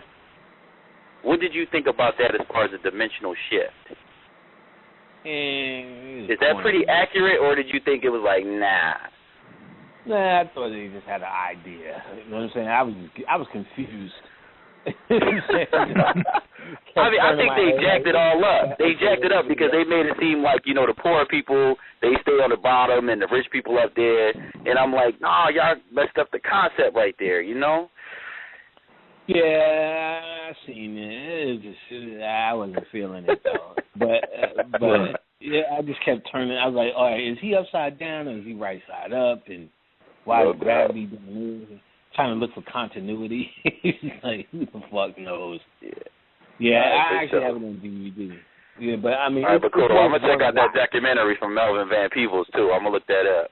Oh yeah. You can find that online. Like I said, he went through it, and what he found out was, that's what we were talking about. He found out if you put one black dude in a white movie, that it still sells, and that was the rise of Richard Pryor and Eddie Murphy with all them Beverly Hills Cops and all of that. The Toy. Then the Toy, and definitely Stir Crazy and all of that. Richard Pryor definitely, but Eddie Murphy was the pivoting point, and where it changed was when Spike Lee, Robert Townsend, and that was the reemerging of it. So they had all black cast and Hollywood Shuffle, Do the Right Thing. So you started having ensemble niggas again. So much so that Eddie Murphy did Boomerang with the ensemble cast. And that was a big deal because Eddie Murphy was a, single star. So it's there, but, it's Hollywood. That's their shit. So I can't complain about Scandal anymore. Oh, you could. You know what I'm saying? I would. I complain about that. I'm just saying, they put the sister. She looked like a straight slave, you know what I'm saying, with the slave master. That's just, the appearance I see, I'm sure that's what it is. That's because that's what they're doing. That's what it is. And you should mention, don't get me wrong. There's two ways to look at it. I'm not saying that we shouldn't unveil the bullshit. You get what I'm saying? Yeah. Let me be clear on that. You see some white people doing some dumb shit, report. You know what I'm saying? I think just don't get emotional. The emotional question, the emotional connection to it may need to be questioned. But if you see them doing some bullshit with Mandela, say it. You know what I'm saying? They need to be out because we're dealing with knowledge here. We're dealing with information here. We're dealing with bringing forth light. You know what I'm saying? So it's not like we ignoring shit. You know what I'm saying? I seen that little slavery ass shit. I complain about it every time that shit is on. I complain when Khadijah's watching that shit. You know what I'm saying? Because I just called it out because I've watched 2 episodes in 2 seasons. I'll never watch that joint. But the episode I caught, she was supposedly, she hated the dude, and then she was like, okay, I'll see you again. And he goes to this house that he supposedly built for her, and she let him smash, but they smashed on the floor. And so I was like, look at that. He didn't even have enough, he didn't care about enough to smash on the bed. He with the sheets, you know what I'm saying? And people couldn't even see that. I can't. I'm not. The only thing I seen that shit when I was fucking sleeping. You know what I'm saying? I wake up. Why is this on? Yeah, but I just called it out though. I see some white folks doing some crazy stuff, so I called it out. You know what I'm saying? I was like, they out here got the chick looking like a straight slave. Like, wow. And black women is flocking to it. You know what I'm saying? So I just call it out, and it goes as it goes. I ain't tripping on it. Yeah, I can't. No, that's I observe that. Busting that shit out like a motherfucker. You watching that shit? Word up. All right, y'all gentlemen, have a good night, man. Thanks a lot. I can't go on without another perspective. It's hard to jump in on the middle of a story and then be able to see the whole detail. But the reason why they smashed on the floor is because they was in a new house. Everything was covered up. If you notice, it was probably spiders and dust in the bed. But that's the president, though. That's the president. How you the president and you got webs on your stuff? Like, you know what I'm saying? I'm like, no. What's the reason? The reason is because she had no longer wanted to be with him. And the house was shut in. And I've been in a shut-in house. It's seriously spiders and dust. So you can't be rummaging out the house. But that's the president, though. That's the birthday. You know what I'm saying? How the president gonna bring? How you want to get this chick back, and you gonna bring her to a house with spiders, though? He bought it for her, but also, I wanted to address this. You said she is a slave, but I wanted to also make this statement. Look at this picture. Mm-hmm. She's a slave with utmost respect. That woman got everybody. So she that classy slave. I ain't involved in that. I tried this shit already, arguing with. I tried this shit. You need to let that one scandal go. Yes, sir. It's a scandal. Like Khadijah watched that shit too. She'll tell you all that. But in real life, y'all, real life, she with a brother. So that's what I love about the whole scenario. But that's my whole thing. And Namdi crazy, because I wouldn't even fell for that. Like, nah, you up here on TV creating this image, you know what I'm saying, where you with this white dude, you know what I'm saying, and he married. Like, I ain't having it. You better quit. Frances Cress Wilson was talking about her. Yeah, she sure did. Oh, a slave. But see, Khadijah watches that. She ain't no slave. Oh, you right. See, that's the shit you said, nah, she still got a little dignity with this and that. So it must be a little bit more complex than just out and out. You know what I'm saying? And but, that's the whole basis of the story. That's the whole basis of the story, is that you got this black woman with the white president, and he's married. And the thing is, the woman that he's married to, she's cool with it. You know what I'm saying? To a certain point, she's cool with it. And then I even joke because the Kerry Washington's mom comes into the picture. I said she was the runaway slave that came back to the plantation. You know what I'm saying? And, you know, they just painted that whole picture. It was like, wow, man, they're not playing with this whole slavery thing, 12 years a slave. Hey, 12 years a slave. He's a free man, and he's kidnapped into slavery. How about that? Yeah, she only watched 2 episodes. Her mom is not no runaway slave. She was either... She was like a terrorist or something. But her husband shut it down and locked her up. So she wasn't no runaway slave, God. No, but I'm saying to the goddess, I'm just saying all I needed from the universe was to see 2 episodes to get enough that I could really draw a conclusion, because everything else was being given to me by the women. Like, yeah, this is what the story's about, you know, seeing little snippets here and there, and I was good. I watched 2 whole episodes, and that was all I needed. That was all I needed. Like, I was like, I'm done. Like, I was expecting for it to be like 24. Like, I want to watch this show because it's some action. Once I seen the slave imagery, I was done. Straight up and down, I was done. I was like, she's a slave. We got all these slave movies coming out, and the women love it. I was like, come on, y'all got to see what I'm seeing. Nah, they ain't having it, bruh. They love it. I was wondering, are they people for multiple mates? You know, because like you stated, the wife, she's good with it because she realized that her husband loves this woman. So that's what I was wondering. No, she good with it because it's the position she in. That's the president. She said, if you go on TV and you tell everybody about y'all being together, I will air out all your dirty laundry. You know what I'm saying? She made a deal with him. And then once he said he wasn't going to do that, she was good. And he left her.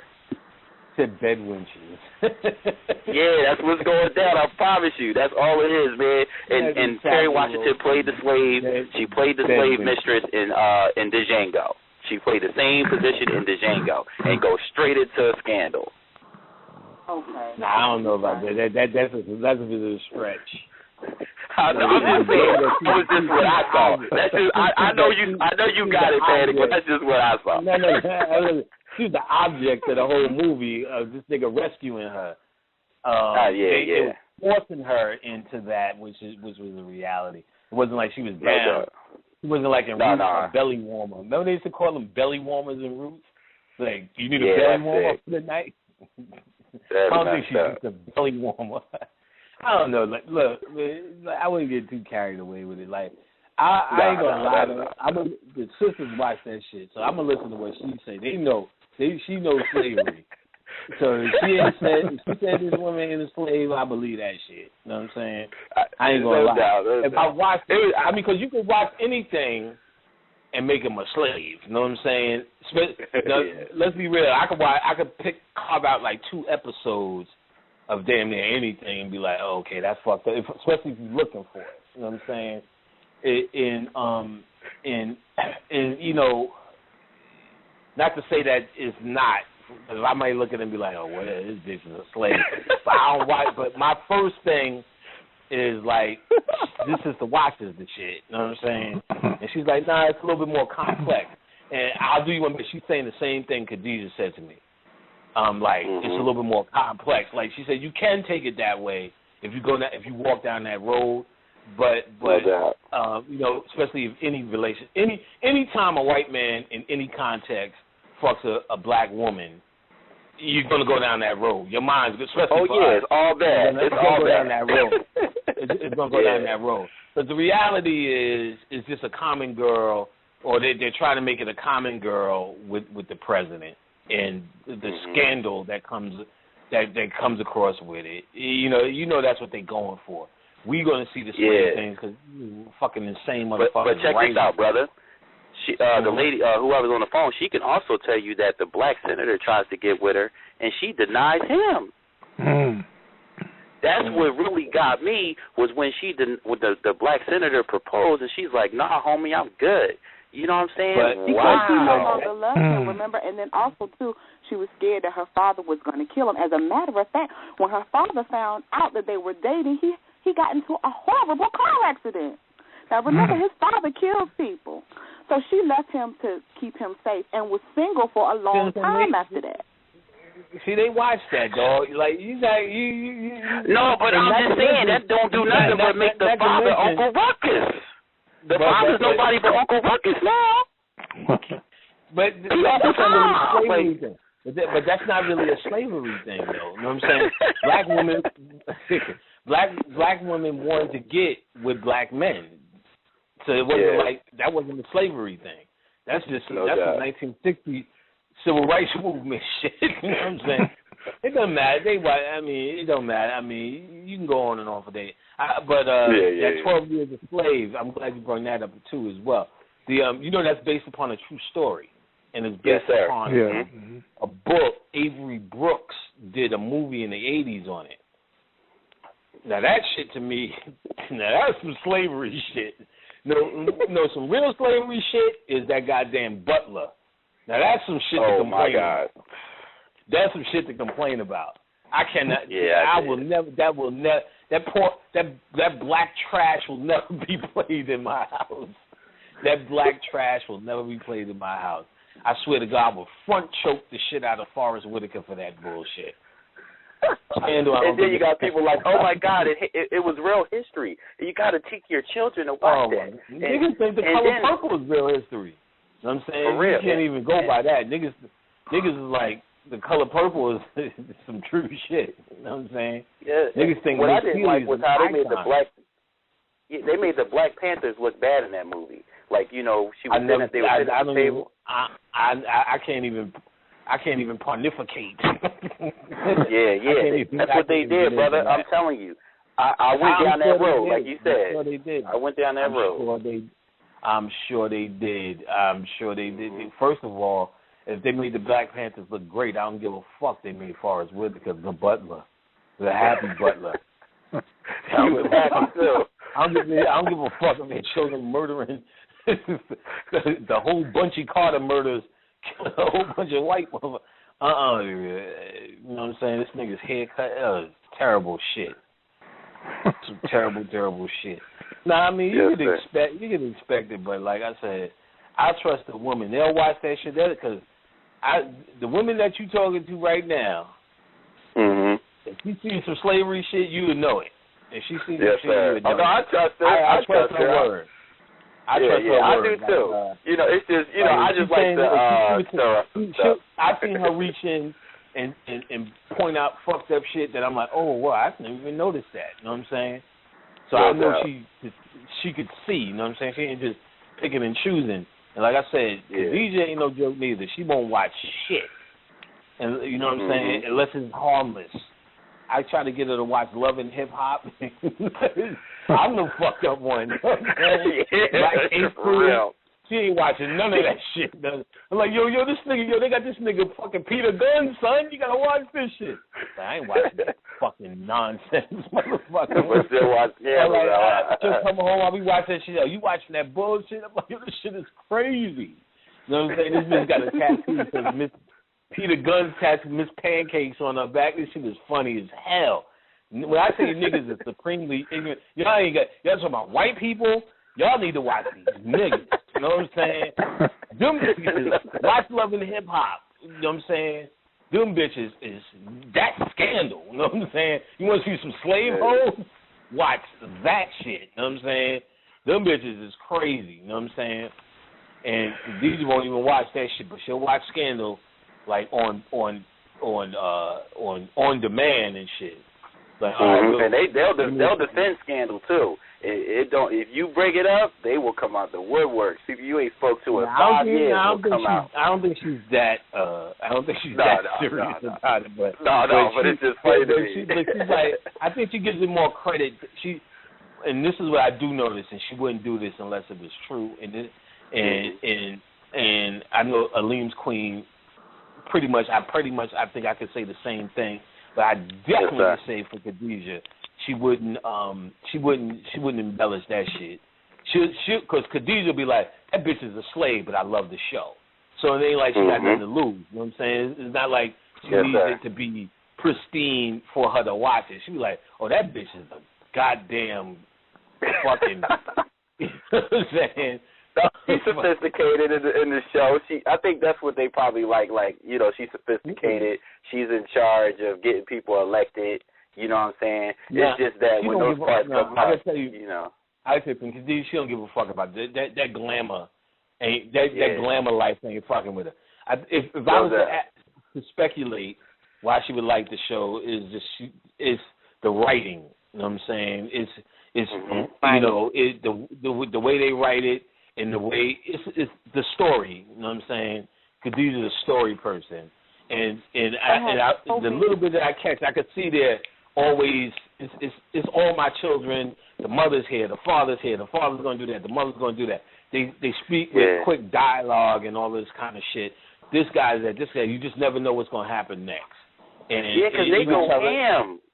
When it's like the next episode, they be like, oh my god. I'm like. What are y'all so hyped about? But I guess I haven't, you know. It's a story. It's a story that caught their attention. You know, it's written by a sister as well. Okay. Yeah.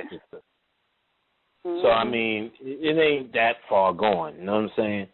It's just whenever you see a black woman fucking a white man, because basically Wesley Snipes fucked a whole lot of hoes on the floor. And nobody ain't say shit. You know what I'm saying? Yeah, Wesley blended them hoes. See what Wesley did? And nobody say shit about that. Wesley fucked a whole bunch of hoes on the balcony, on the floor. You know what I'm saying? Nobody ain't say shit.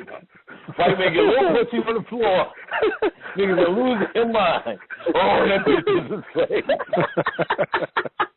She fucked on the floor. Them white people fuck on the floor like every day. Did you see Fatal Attraction? Bitch had dirty dishes and everything. Nigga fuck on the dirty dishes and everything. Oh man. But that's cool. Thanks for clearing that up, y'all. Appreciate that. And Cloud Atlas did suck too. I agree with that, definitely. Huh?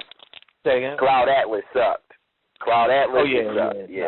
It sucked. It sucked big balls. Somebody keep calling. I gave it a chance too. Yeah, no. I watched it a couple of times. You know what I'm saying, but it just didn't do it. Like, what the fuck was that whole shit with that Chinese lady? Like, what the fuck was that? You know what I'm saying?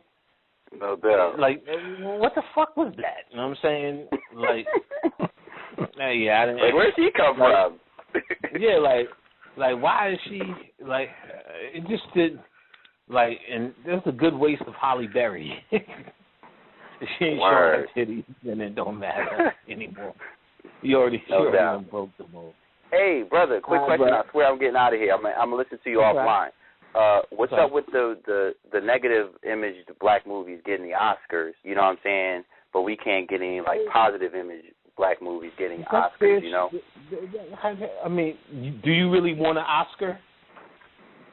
Not necessarily. You make a great point right there. There you go. Is that what we're going for, the Oscars? No, we're definitely not going for an Oscar. But I understand what you're saying. Like, why are they celebrating our bullshit? Because that's their role. They have to. They're trying to promote us doing monkey shit. You know what I'm saying? Right. And like you said, we put them reward there. you for playing. Yeah, they're gonna reward you for playing Malcolm X.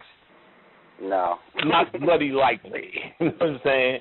Not bloody likely. You know what I'm saying?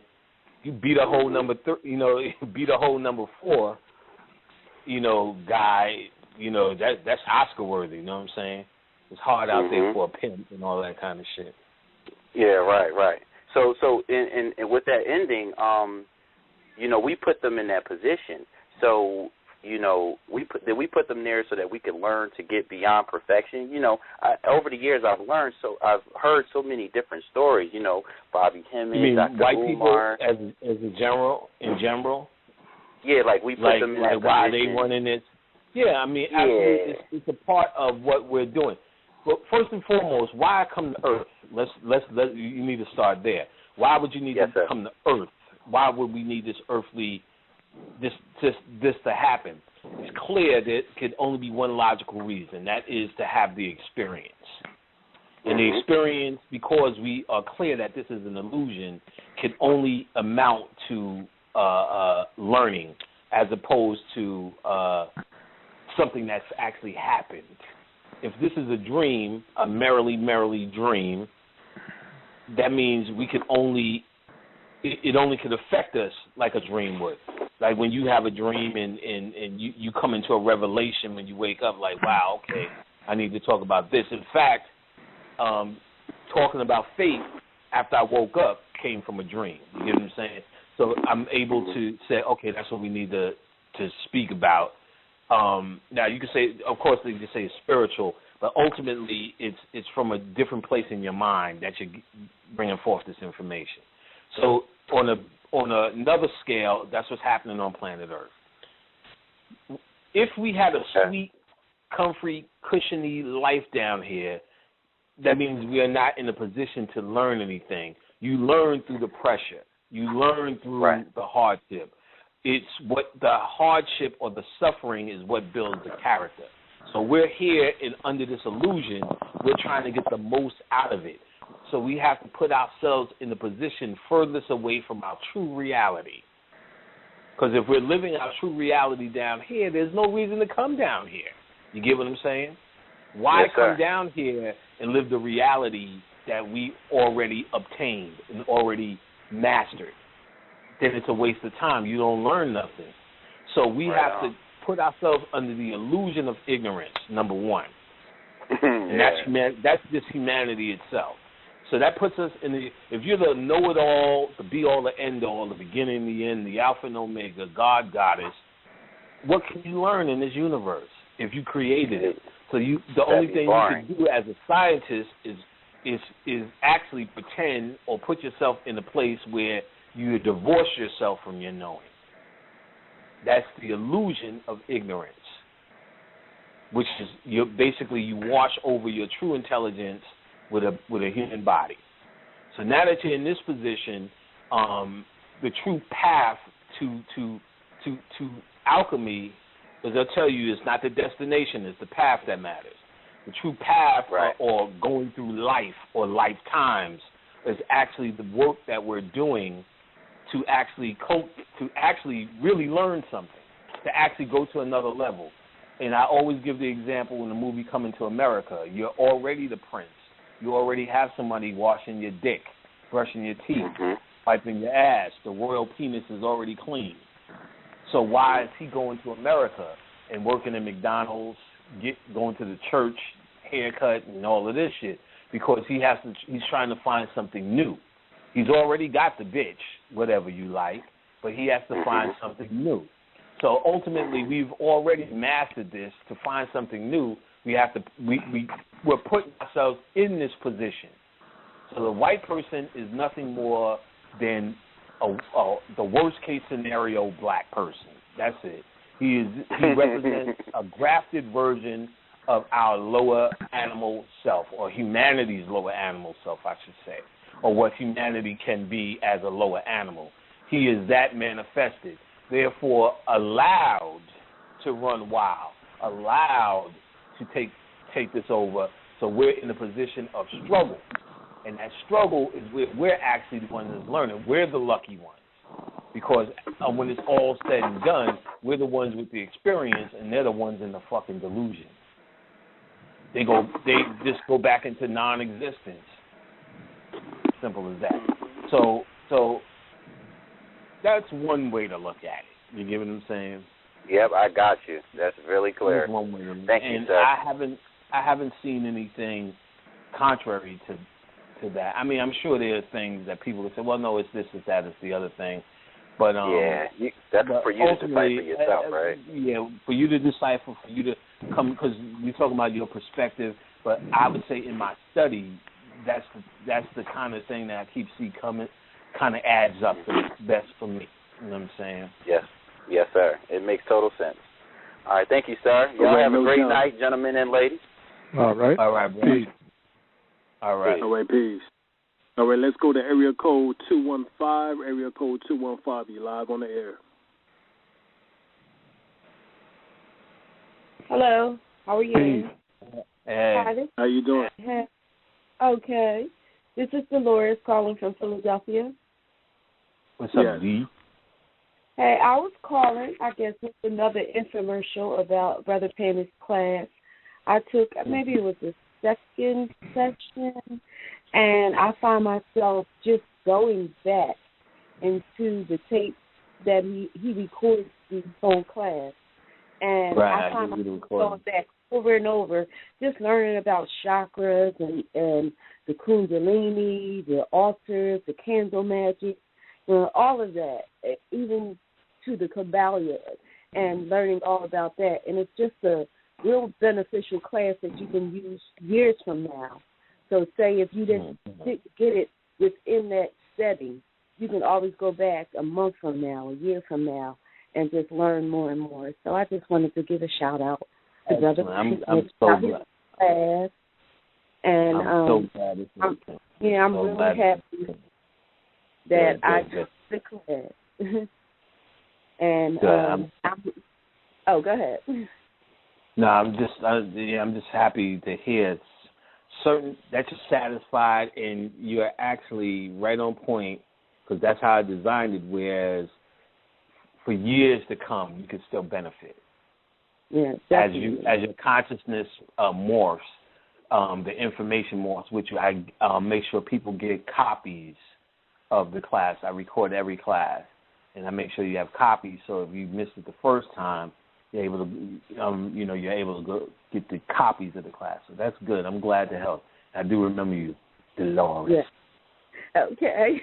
All right. Well, peace, brothers. That's good. Peace. Right. I'm glad it's working for you. And that's what I like. Dolores is so content, she doesn't even have a question. Thank you, Panic Classes. Thank you, Panic Classes. Thank you. Remember, you can we're about to start a new cycle. Email me panicpack@hotmail.com. PANICPICK. So that's PANICPACK @hotmail. And I'll give you all the information you need for the classes. The people who have paid for classes, I'm about to give you guys calls. If you haven't left your phone number, email me your phone number, and I'm about to call you so we can set up a schedule for the next cycle. But get at me now. People who are trying to rush to get into class, let's go. And like I said, I'm constantly doing them. So if you can't make it this cycle, there's always next cycle. But this is something that you definitely want to do. I mean, like I said, there's time after time and people after people who benefit from it. It's not just me saying it. The people who have taken the class will be happy to tell you themselves. PanicPack@hotmail.com. Just get at me, and I guess we'll go to the next caller. All right, no doubt, because people to come on the air who have taken Brother Panic's classes, and they all say the same thing. So definitely check those out. As well as also, we have our classes coming up on Qigong, Tai Chi, Reiki, Pranic Healing, and etc. coming up on January the 12th. And for those who are interested, get with us, go to the website. It will be scheduled on the calendar, as well as also give us a call at 910-364-9099. and check us out also.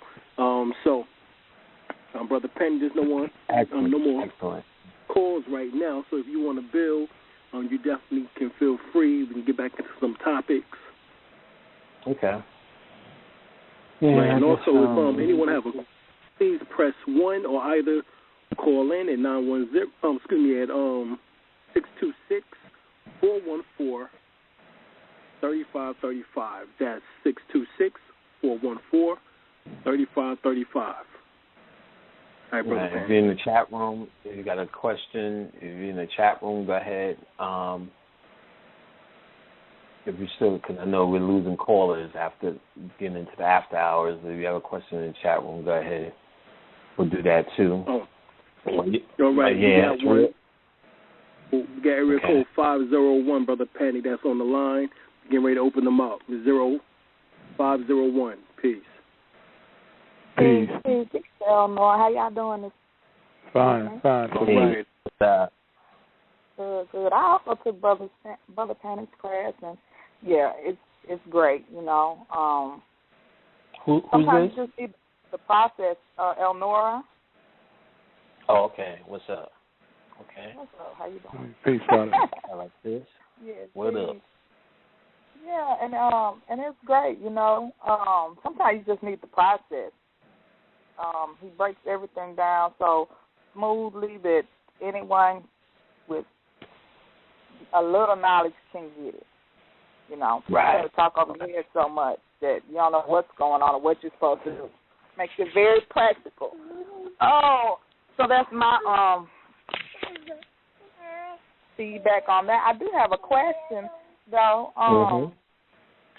First of all, I want to say thank you. I'm glad it's working for you, and that's another thing I try to do is built for those who are advanced and those who are just starting out.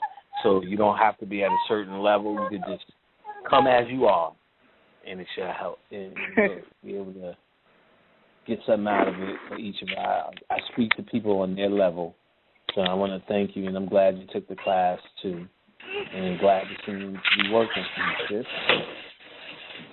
Yes, I still have to email you for the other classes. I've studied class 1 and class 3, but 2 and 4 I haven't, went back through those. Right. But so just email me, and I have to send it through Skype. So once you email me, we have to set a Skype time. Okay, cool. I will. My question is, have y'all found in y'all work that and class has a lot to do with this, but in trying to recreate fluke experiences of, like let's say you were walking down the street and then had an out-of-body experience, or you're having sex and then end up in a place with no light, space, or time or something, and trying to recreate situations where those things happen. I guess that's what I've been trying to do. And, I thought that the things that were common in both of those were rhythm, breath, and, still mind. And have y'all found that it's better to try to recreate those or to just keep experimenting until? Excellent question. Me personally, if it was such a profound experience, I'll try to recreate it. If it doesn't happen, I do not trip off of it, or I'll just keep going because it was that experience for that time. But there's certain things that I can keep tapping into. There's certain things that I tap into for a period of time. And there's certain things like that shit only happened once. So I just learned to accept.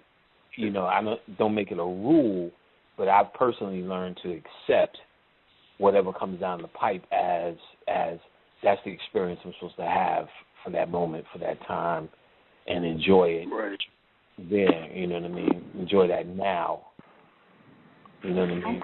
Personally. Like, I don't really, recreating, I'm trying to think, is there anything I try to recreate?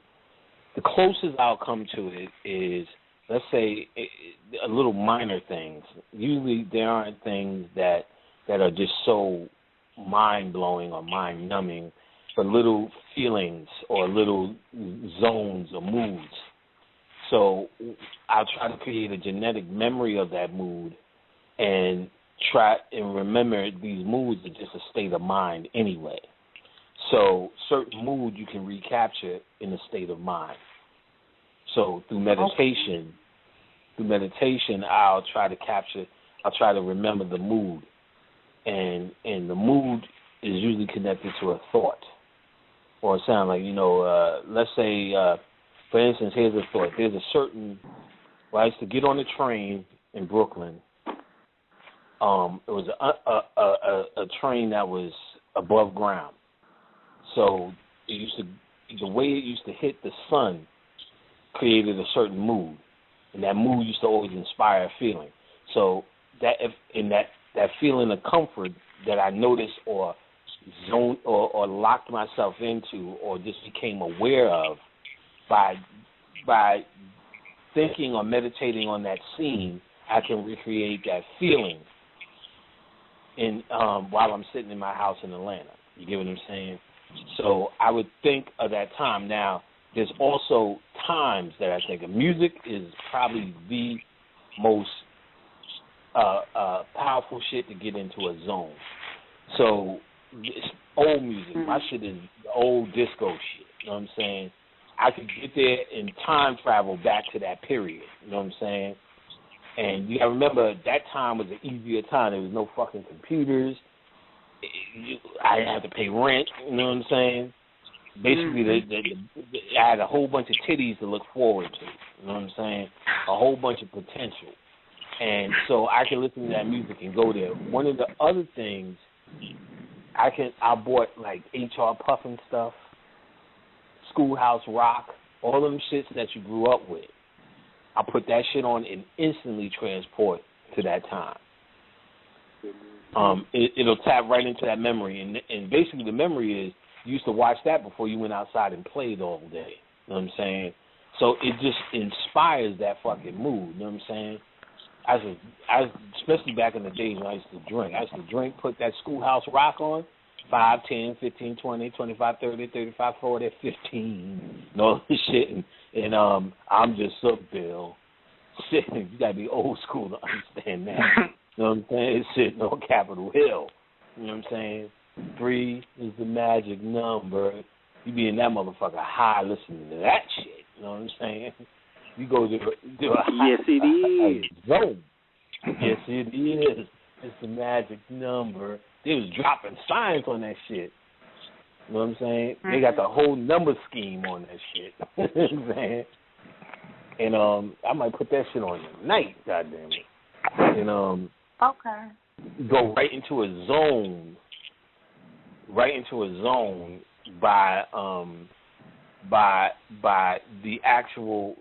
So those tools help you either reminisce or help you get into that zone to bring something up, but only if you become aware of what it is you're going for. You know what I'm saying? Mm-hmm. So you got to figure out what it is for you. Maybe the Teletubbies. You know what I'm saying? The Magic School Bus. You may have had a thing for Mr. Hooper on Sesame Street.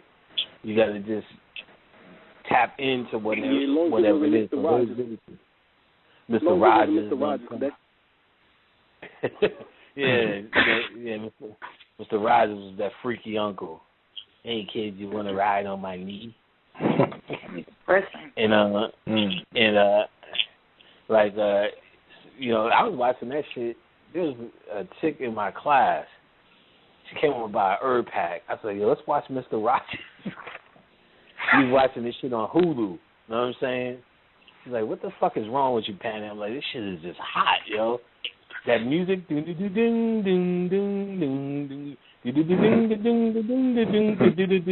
was right there, son. It's like I'm there. I'm in the neighborhood, yo. The story box, the story box. This is the magic story box. I'm like shit, you know what I'm saying? You go right there with it. Creating So instead of trying to recreate the experience, it's more so, well, it's part of the experience. It's more so recreating the mood.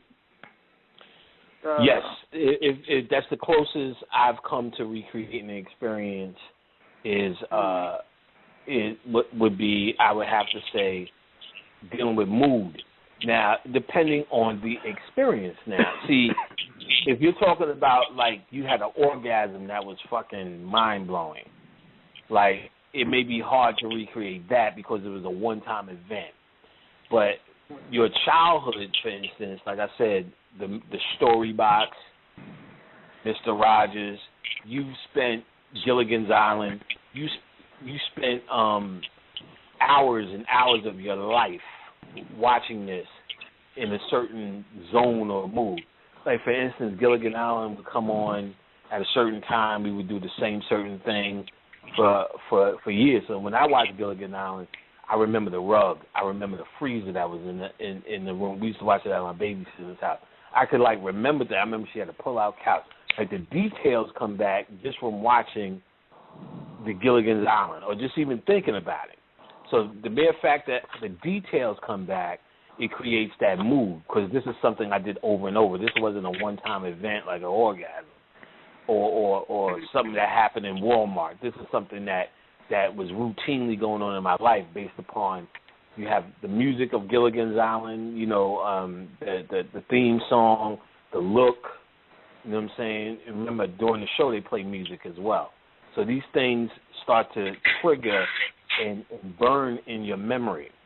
So whereas if you use that as a tool, it could get you back into these moods or these zones.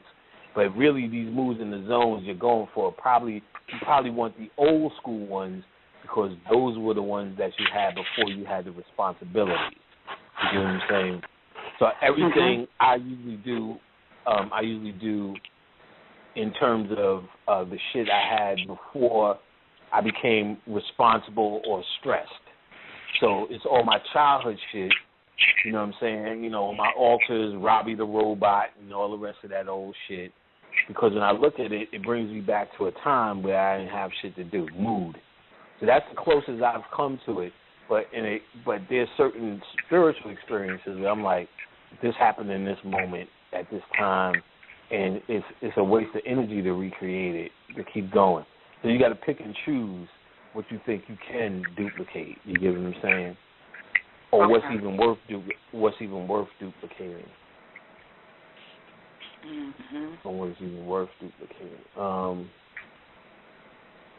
That's just because, you know, there's certain shit I'll watch and I'll go right into a zone. Like, I hadn't watched Scarface for a long time. I put that shit on and it was like I was there in the 80s again. You know what I'm saying?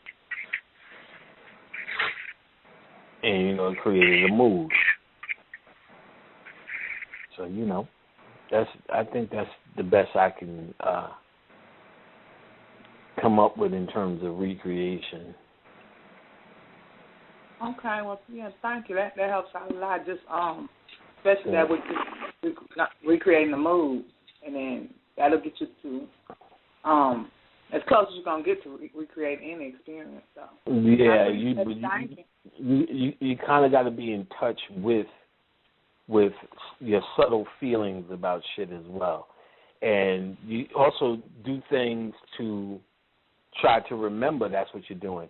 So, for instance, when I had that certain feeling, when I would get on that train, because first and foremost, you're going somewhere. That's where you start your day. There's a feeling. So me being conscious at the time said, I'm going to remember this feeling. What do I see? What do I smell? And then you're focusing on that feeling, so then you create for yourself a trigger. These old movies and old songs are triggers that are built in based just upon time. But you can also consciously do that. Create symbols and things around you that represent certain things that you choose to remember. You get what I'm saying? That you choose to remember. So, you know, you just got to really be mindful of your feelings and mindful of your mood, you know what I mean, and what inspires your mood. Smells inspire your mood.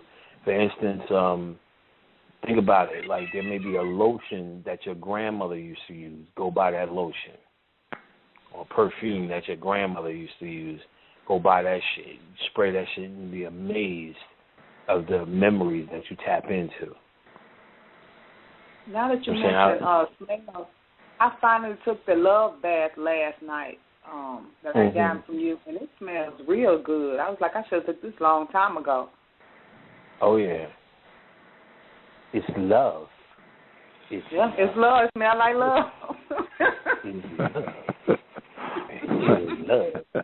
Like, there's I remember, here's the thing, like, my grandmother used to use, it's a bath product by Vaseline, the bath bubbles. They have the pink one, the blue one, and the green one. Mm-hmm. You used to use the blue one. You could turn the water blue. I didn't know for years what that shit was until I grew up. So, boom, I will go get some of that shit. You know what I'm saying? Tap the fuck in. You know what I'm saying? And it brought me right back to that time when your grandmother used to run the tub for your ass. Or, you know, our grandmother did for, you know, when we went over there to visit. And right back to that zone, you get what I'm saying? And, you know what I'm saying? But see, you know, I'm that nigga, you know what I'm saying? I still use Mr. Bubbles and shit, you know what I'm saying? That's my shit, you know what I'm saying? I wish they still made that silly soap, that shit. Niggas, you gotta be your OG to remember, you know what fucking silly soap is. You know what I'm saying? And I said, you just the fucks with the silly soap. And you know, you could just paint on the walls and shit with soap. You know what I'm saying? They had the Superman, the Batman. You know what I'm saying? Y'all niggas don't hear me though. The silly soap. Yeah, if they had that shit, I'd be in the tub fucking with that shit right now. You know what I'm saying? I got a rubber ducky, all that shit. Oh, yeah. It's been verified by Khadijah that you got the rubber ducky, yo. Yeah, she verified it. She certified the rubber ducky. She's like, it's just like, she be laughing like, why don't you take you and your fucking duck? Shut the fuck up. And all that singing and shit. I be getting happy, you know what I'm saying? Like, this shit is just like, you're a metaphysical duck, nigga. You're a fucking occult duck, nigga, and shut the fuck up. Like, she just looks sorry. Like she'll come in the bathroom and just shake her head like, you just look fucking pathetic. She just fucking missed the bubble and his duck. I'm like, man, leave me the fuck alone. Just do my back. Like, cheapskate. Like, she can't figure my shit out. I'm like, you don't understand. This shit is most high wizardry. Shit I'm doing. This is most high wizard. This is magi shit. You know what I'm saying? This is adept shit. You know what I'm saying? This is the most esoterical duck. You know what I'm saying? In the motherfucking world. You don't understand. Like, nigga, you just sitting in some fucking Mr. Bubble. Nigga, cut it out. Like, nigga, this shit is real. Yeah, motherfucker, you gonna get a yeast infection. A yeast infection sitting in that shit. Like, you just don't understand. You don't understand supreme alchemy, boo. You don't understand supreme alchemy, boo. You know what I'm saying? You just don't understand. I'm saying this is the wise sage. This is the work of the wise sage. You know what I'm saying? This is shit from the priesthood, son. All right, you call it. We get ready to go to another call. We got area code 662. Area code 662. You on the line? Yeah. Hello. Hello. Can you hear me? Yes, ma'am. Yes, we can. Hey, I was wondering about the Mandela that's going on right now. That the whole world is looking at what's going on. It's almost like looking at a movie. I was wondering, could you decode that by? I don't understand it because the story that I read about him and the hero that they paint him on TV is two different things. I don't get it. Right. Well, we basically broke down Mandela earlier on. That actually was the first portion of the show for about 10 right. Oh, but don't go back. Might want to go back to the beginning of the show. It ends at 11, so you'll be able to download it then. And you can go back and listen to the first 15, about 10, 15 minutes of the beginning of the show after the music. And we'll be going to decoding Nelson Mandela and what actually is taking place. We compared that he died at 95, which was comparable to Gerald Ford, who died at 95, which was comparable to Ronald Reagan, who died at 95. And then the entertainers in which that died along with them. For example, Paul Walker died along with Nelson Mandela from Fast and Furious. Then we also had Ray Charles. We also had James Brown, who died with Reagan and Gerald Ford. So, you know, so it's just things like that we go back and check out the beginning of the show, and you can probably get more understanding about what actually was taking place. Yes. And you know something? We have to watch Fast and Furious because the whole Fast and Furious is about that chick returning from the dead. That's wow, right. Yeah. That's right. That chick returning from the dead. So Khadijah watched it, but we're gonna buy it. It's already out. She may have bought it today because that's her shit. But it was about the chick returning from the dead. So it was about everlasting life, which they're always trying to do. So we're gonna. I definitely want to see what the movie is about now. Yeah. And have you heard about that? It was an ancient Asiatic prophecy about Mandela and Tupac, where when you hear about those two names, that you will know that the ancient one have returned. Have you ever heard about that prophecy? And you can look through the West, the people from the West are going to fulfill that prophecy. Have you heard that? But which group of people? The Asian. Yeah, the Asian. Is it like an Angkor Wat? Yes. Angkor Wat. I didn't know they had a name, Tupac and Mandela. They one of the names, but if you hear that name, that you know that the ancients are returned, that the prophecy have came true. So I was just wondering, is there anything like that tying into our last days? Well, if it was said, then it's going to happen. So it's just a matter of time. So if it's been said, you know, sure enough. If it hasn't been said, it's going to happen any goddamn way. So you know what I mean? The ancients have returned. Yes. They have returned anyway. So I mean, I haven't heard that in particular. And what Eugene Adams said it? Right, Eugene Adams, right, Africans in Asia. Check that out. Yes, that's right. Mm-hmm. Yeah, Africans in Asia. I don't remember him saying Tupac or Mandela. Yeah. But you know, my attention sometimes ain't there. But I know he talks about prophecy, and I'm sure he showed about the Buddhas rising in the West. He showed us playing horns. He showed us shooting dope and all of these things that were going to happen right before the Buddha in the West. I don't remember him saying Tupac or Mandela. Yeah. Okay. But not to say he didn't. Not to say he didn't. Okay. Just, you know, but shit, I'm comfortable with that. You know what I'm saying?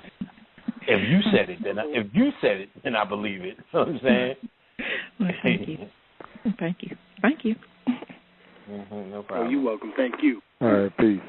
Yeah, but if you missed the beginning of the show, you probably want to get some detail with that. There was some supreme information that Alim let out. So you probably want to get that information by downloading the show at 11 o'clock, sis. No doubt. And for those that want to call in, definitely call in at 626-414-3535. At 626-414-3535. Come on and call on in and get those questions answered by Brother Panic. We have approximately about a half an hour left. So come on and get your questions answered. All right, press 1 when you come on, and that way we know, and we bring you on the show. Okay, we got area code 210. Area code 210, you're on the line. Yo, what's going on, Alim and Panic? Yeah. Hey, what's up, bro? What's going on? Just wanted to say, I just got this book, Hidden Power, How to Unleash the Power of the Subconscious Mind. I'm going through that, and I'm loving it right now. By James Van Fleet? I got that, yeah. James Van Fleet book, yeah, excellent. Yeah. Excellent. That one's real good. I'm also going to get a book on that book you were talking about, Darkness Visible, but because I want to starting to get more into meditation more, and so I was wondering, what did you get the most out of that book? Oh, that's a powerful book. What you'll get out of that is the understanding of dark science. It demystifies this question about darkness, because we have this darkness has this reputation of dark versus light, good versus evil. So they take you out of that fantasy, and he explains the key understanding, the key in ritual, the key of the tool of darkness and how it's used in a lot of initiatory rituals and things that happen while people are in darkness. He explains in detail a lot of the old rituals about darkness. For instance, he'll tell you for a certain amount of days, you start to see, in total darkness, you start to see fluorescent light. And then you'll start to see the spirit world straight out once your eyes are shut down. So, of course, no one has the time or patience or can do that over a certain amount of days. But him just explaining that kind of puts a whole new understanding on what darkness truly is. So once you read that book, the whole concept of, especially there's a lot of us still struggling with good versus evil, dark versus light, even though we're cheerleading, well, dark is good. I think dark is cool because you're a black person, but it has nothing to do with you being black or white people. It has everything to do with dark light, dark energy. And so it's an excellent book that demystifies this whole concept of darkness being evil. And he gives you example after example across many different cultures of how darkness is used, how darkness is respected, how darkness is one of the major tools of alchemy, so-called dark light. There's a light in the darkness. So out of darkness comes light. And it tells you many methods and ways and ancient systems that they use to promote and raise up dark energy as a part of alchemy. Okay. So that's an excellent book. Good. Yeah, it's an excellent book. And like I said, even if it didn't go through all of that shit, the shit is about 39 cents on Amazon or some shit. Might as well have it. By Simon Buxton. Buxton, I don't know if Ross Haven is down with that one too. But Darkness Visible is the name of the book.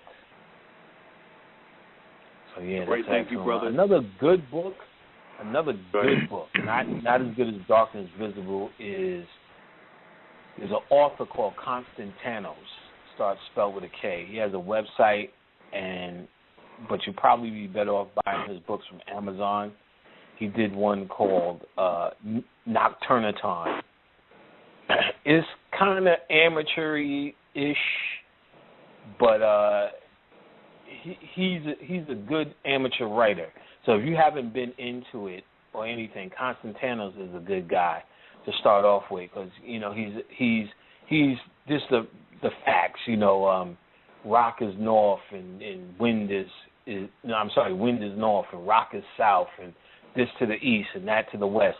All the technical understandings about magic and drawing pentagrams and all of that jazz. He's got nocturnal witchcraft, gothic grimoire. He just did a vampire book because you could tell he used to be a gothic dude, and maybe 2 other good books. And one of them, again, is Nocturnaton. He did 7 Ways to Speak to Spirits and so on and so forth. So he's a good guy to have cheap books for just the ABCs of magic. The Nocturnaton, he has a few dark meditations, So I believe there's some dark meditations in Darkness Visible, but they're more decoding darkness. For exercises, that Constantino's book is fairly good, Nocturnaton, because he'll give you a few meditations. All his meditations are to the god Hades, because he's trying to make it as dark as he knows, which is the Greek Titan Hades. But you can go with anybody, Osiris or whatever dark energy you want to deal with. He uses Hades, but he has a few kick-ass meditations and a few sigil writing systems and all the rest of that in that book. So Constantinos is a good thing to start out with as well. Just like get a understanding. Darkness Visible, to get a true understanding of darkness, to demystify it. And Constantinos, he gives you meditations. He also helps to demystify it as well. So that's a good one. So that's a good one. Right. Yeah, that's a good one. Is there anything else on dark? I mean, everything else, is dark, but it's more magical. I'm looking at my books now, but anything that goes right to it. The only other book, if you can get it, is The Magician. What's his name? Peter something. Hold on, let me find out for you 1 second.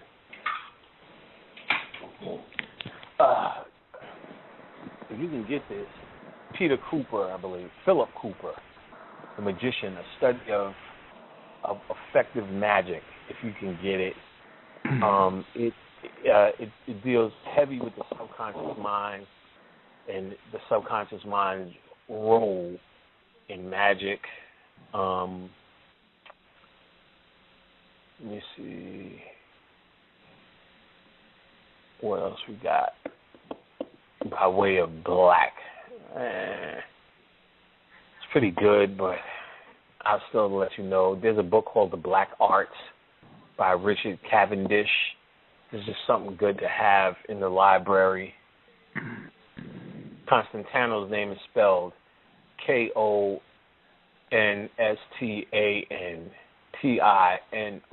That's the author. He's, like I said, he's a good basic guy to have. I'm looking to see if there's anything dark. Anything else I'm looking at is like, nothing that's in the same vein as Darkness Visible. Everything else is a little bit more expanded. So, let me see, Mystical Dragon. I guess, those two, that'd be good by way of dark magic if you've been with this dark shit. And Richard Cavendish is okay in that level. But he'll break down things like Baphomet and just give you a certain understanding of the magic. Like I said, the all-time favorite is Libra Nolan, The Psychonaut. An Introduction to Chaos Magic by Peter J. Carroll. And Prime Chaos by Phil Hine, Hine. Those are excellent books about chaos magic, like I said, which is basically melanin magic, which is actually your natural state of being, which they had to write books. Got to understand the concept. And the concept of your natural creative thought. So what you find and do naturally, they still have they have to struggle with it. And one of their biggest breakthroughs was the Chaos Magic book. And they have a name. He's calling it Kia, or referring to this magical substance as Kia through the book, which is actually melanin. So if they say melanin, the game is over. You just basically said niggas and not me. So what I notice in these books, they'll have every name but melanin for the substance of melanin. So it becomes butter, elixir. In fact, on my YouTube page, Occult Lectures, Bobby has a lecture called The History of Melanin, a must-watch. The History of Melanin is a must-watch. I've been getting a few white emails, and they seem to want to say, first and foremost, they exclaim how they're my brothers, but not without them saying how melanin is really not that important. You know what I'm saying? So I'll get an email. White people will say, melanin is not really what makes you a god. In the fifth dimension, are we not colors? Or what color will you be? First of all, who the fuck said I'm going to the fifth dimension? I don't know who the fuck said that. And technically, it has nothing to do with colors. How you show up here is a color, maybe only a representation of a power. From, let's even pretend and say the fifth dimension. You may be only a reflection of it. And this is under the assumption that you niggas is going to show up there. But to supersede all that bullshit, fuck a fifth dimension, nigga. You know what I'm saying? I'm an interdimensional being. You know what I mean? If I'm in the fifth dimension, that means I'm not in the sixth dimension, and I'm just as fucked up. So, but let's pretend. So they'll tell you melanin is not important. So one of the archive tapes I put up, without having to, I don't even reply to that bullshit. I just put up Bobby, The History of Melanin, where he's going through detail about the science of melanin, and basically he makes the claim, backs up the claim, and with his research that alchemy is the study of melanin. The end. So anybody who says they're conscious, he breaks down in detail how if you're saying you're an alchemist, a magician, or whatever it is they even claim to be, then you're studying melanin, period. And whether they call it that is a different story.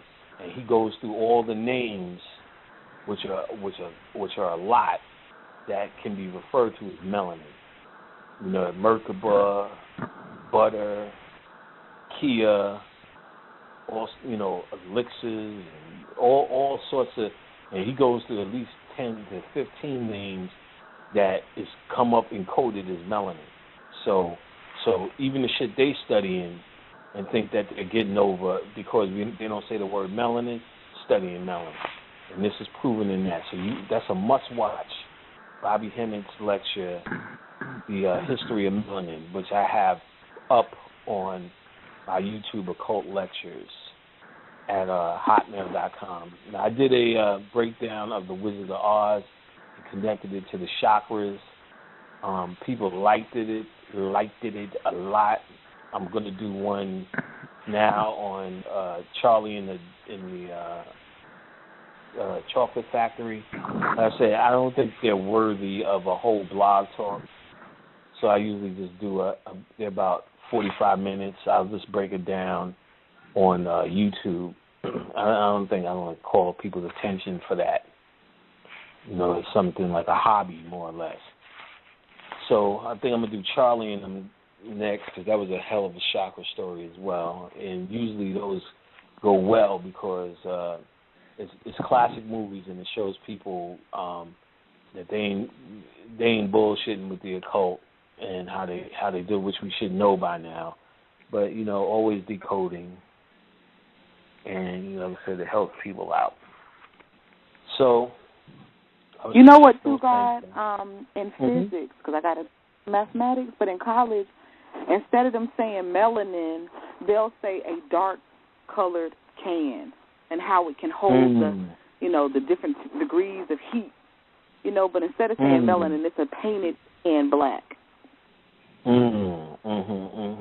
Yeah, they will not say melanin. Once you say melanin, it's been associated with black folks. So once you say that, the jig is up. So in movies, it's this evil substance. Like especially in the scary movies of the 90s and the 80s, you'll hear them, there's this substance that's returned, this ancient evil, the stuff, Ghost Ship, and all the rest of that. There's always this black substance, the Blob. There's always this black substance or this substance that's kind of taken over. They'll never say melanin. And even this whole last Thor movie was probably one of the baddest melanin movies ever. Like, something's in you. I got to watch that again. Like, something's in you that's ancient and evil. That is just melanin. You know what I mean? And they just bring it. He's like, no, I need that. And the black nigga woke up and said, I need that back. You know what I'm saying? Basically, I've been misusing the melanin. You know what I'm saying? I need it back. And so like, they'll never say it. You know what I'm saying? They'll never say it. And the closest one to saying it, if they haven't said it, and I believe they have, is like Gerald Massey. And then he got, if he didn't say melanin, he still pointed out that black folks are the ancient ones that are coming back. That's what all this shit is about. Blah blah blah. In other words, he just gave credit to the black people, and that was it for him. You know what I mean? As a scholar, they shut him down. And right, the closest probably in the movie would be the movie Dune when they said melange. Right,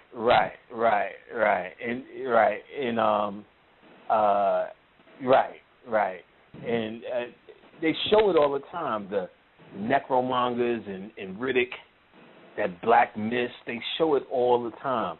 It's just right. You know, we just not. If we're just taught to not acknowledge it or hate it, we don't understand. And even see what they did to try to shut it down was say melanin was just a part of your skin color. So that connected it to black people. It, there's levels of melanin in your air, neuromelanin. In fact, it said, when you see this image of the Fighting Irish, and you ever see a white boy fight, you be pounding their face in the hamburger meat, and they still be like, come on, let's go, buddy. And like, their lip is hanging off. He said, this is not because they're superior or tough, because they have very little neuromelanin, and they actually don't feel it. So you smack the shit out of a nigga, ow, because you actually feel this shit because of your melanin. You get what I'm saying? With lack of melanin, you pounding them out. They don't even know they hurt to the next fucking day. You know what I'm saying? You always hear about them getting beat up and dying the next day in the hospital. It's like, well, you was fighting, you know what I'm saying, for 17 hours, you know what I'm saying, just getting beat in the head. And you should, come on, Rocky, and all this shit. Nah. Cut my eyes, Adrian. Adrian. It's like, you ain't got no melanin, dude. Melanin. I call him Adrian. You should be calling melanin. Melanin.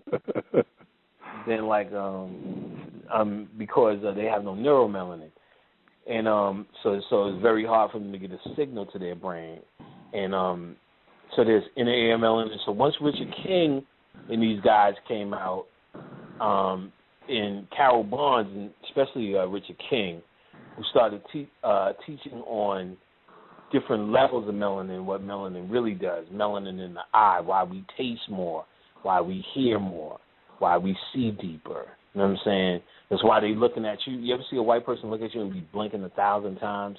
Because it's like them looking at the sun. They can't take it. They can't look you directly in the fucking eyes. You know what I'm saying? That's based upon your melanin hue. Now, but what they did was, instead of really giving a true understanding of melanin, they just said that's just what makes black people black. So now in the occult world, if you say the word melanin, then it's connected to black people for that reason. And so they can't say it because now you're already trying to shut it down in terms of what it really is. You just made it something for your skin color. That's why these white people have the audacity to email me and speak lowly of, like, you're God because of melanin. This is poppycock. They're saying this because they don't understand what melanin really is, how instrumental it is in its entirety. They're just thinking that it makes you a dark-skinned person. And because you're dark-skinned, we're living off of that. And for the most part, that's all black people really got. I'm a black queen. That's why I'm a queen. It's like, nah, You have superior genetics. The end. And so like, if I was decide to indulge this wife, I'm like, my genetics are superior. Where I'm going after this is based upon work that I've already done. Your body's putrid. You know what I'm saying? You got a long way to go. And I'm one of the sensitive black guys. I think they can have alchemy and eventually become niggers and eventually make it because they started off from a nigger gene. You know what I'm saying?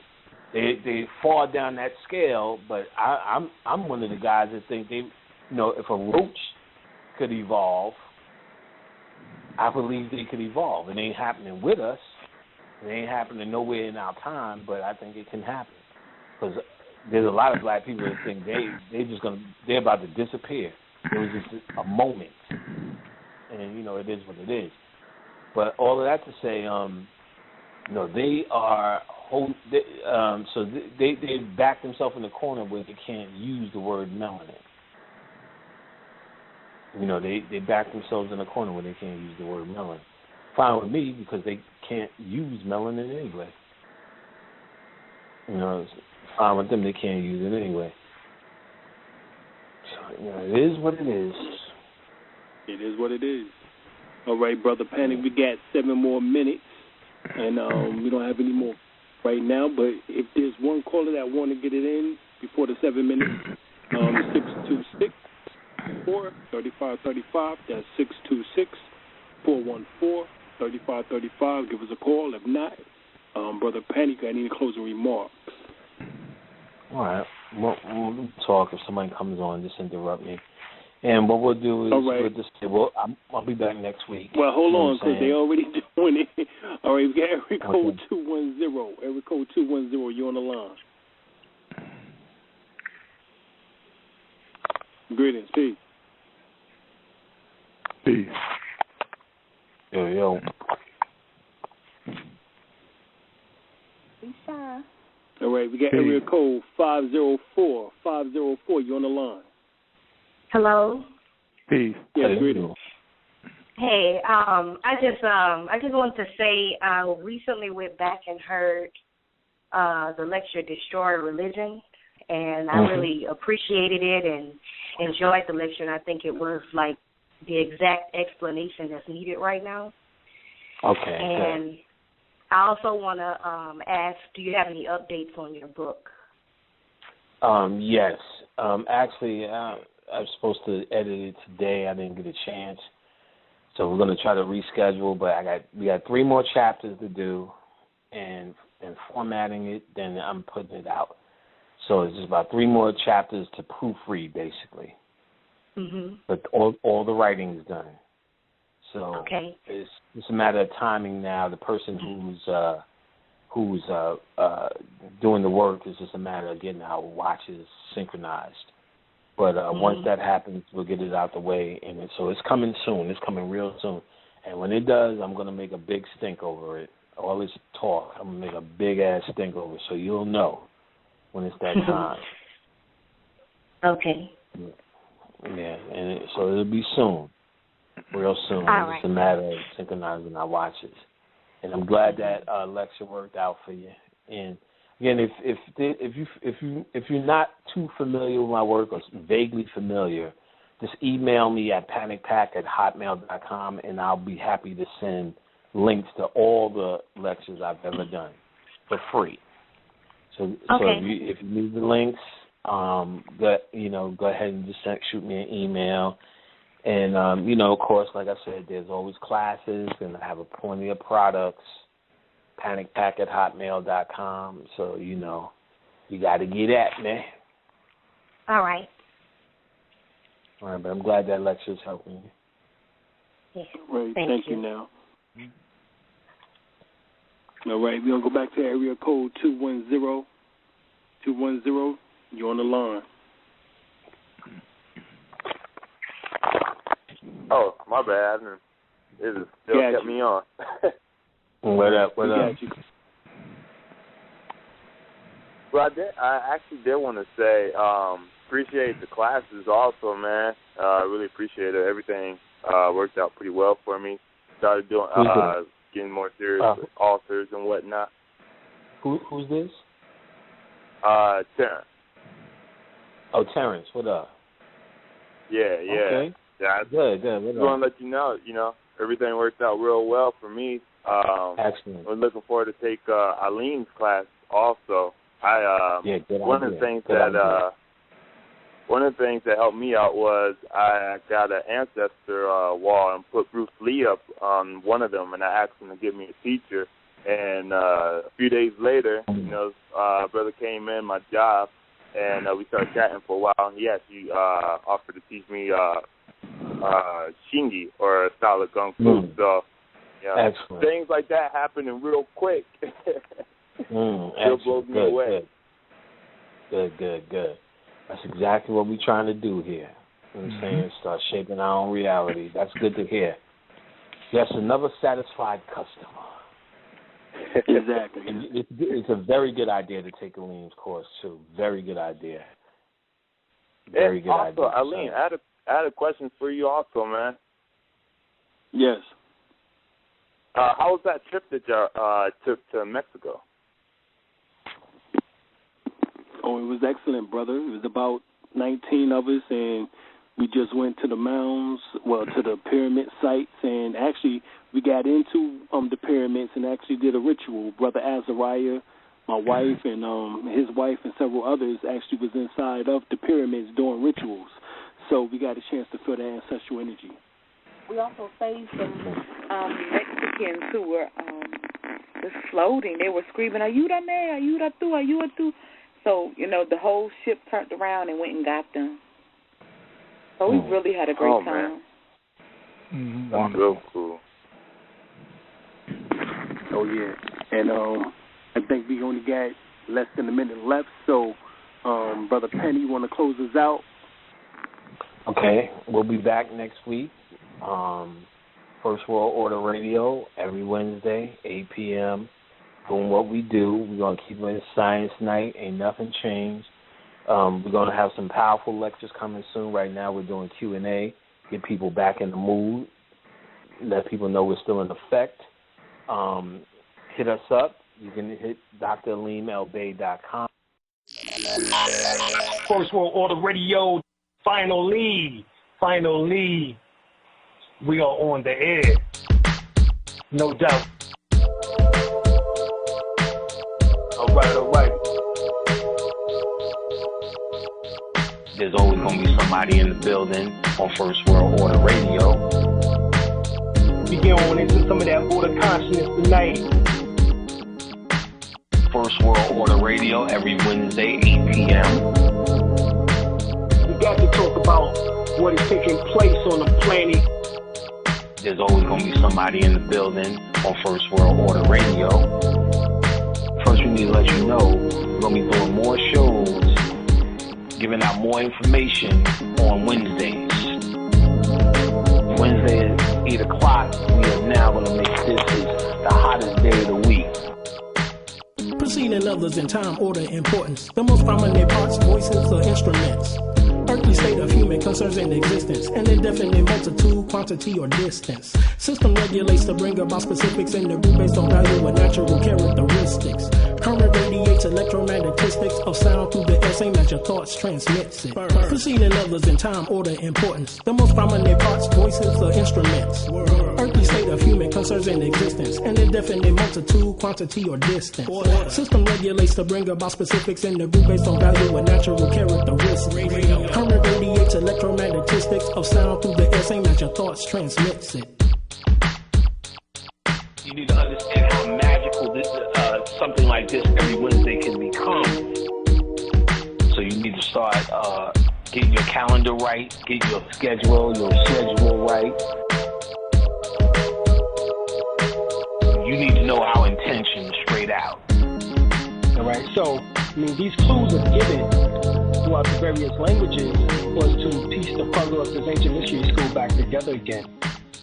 And what we plan on doing, both of us, is bringing y'all some surefire dynamite. We're going to take this level up a notch. We're going to have stuff to do here. This is is not just going to be about philosophies and theories, shit that works.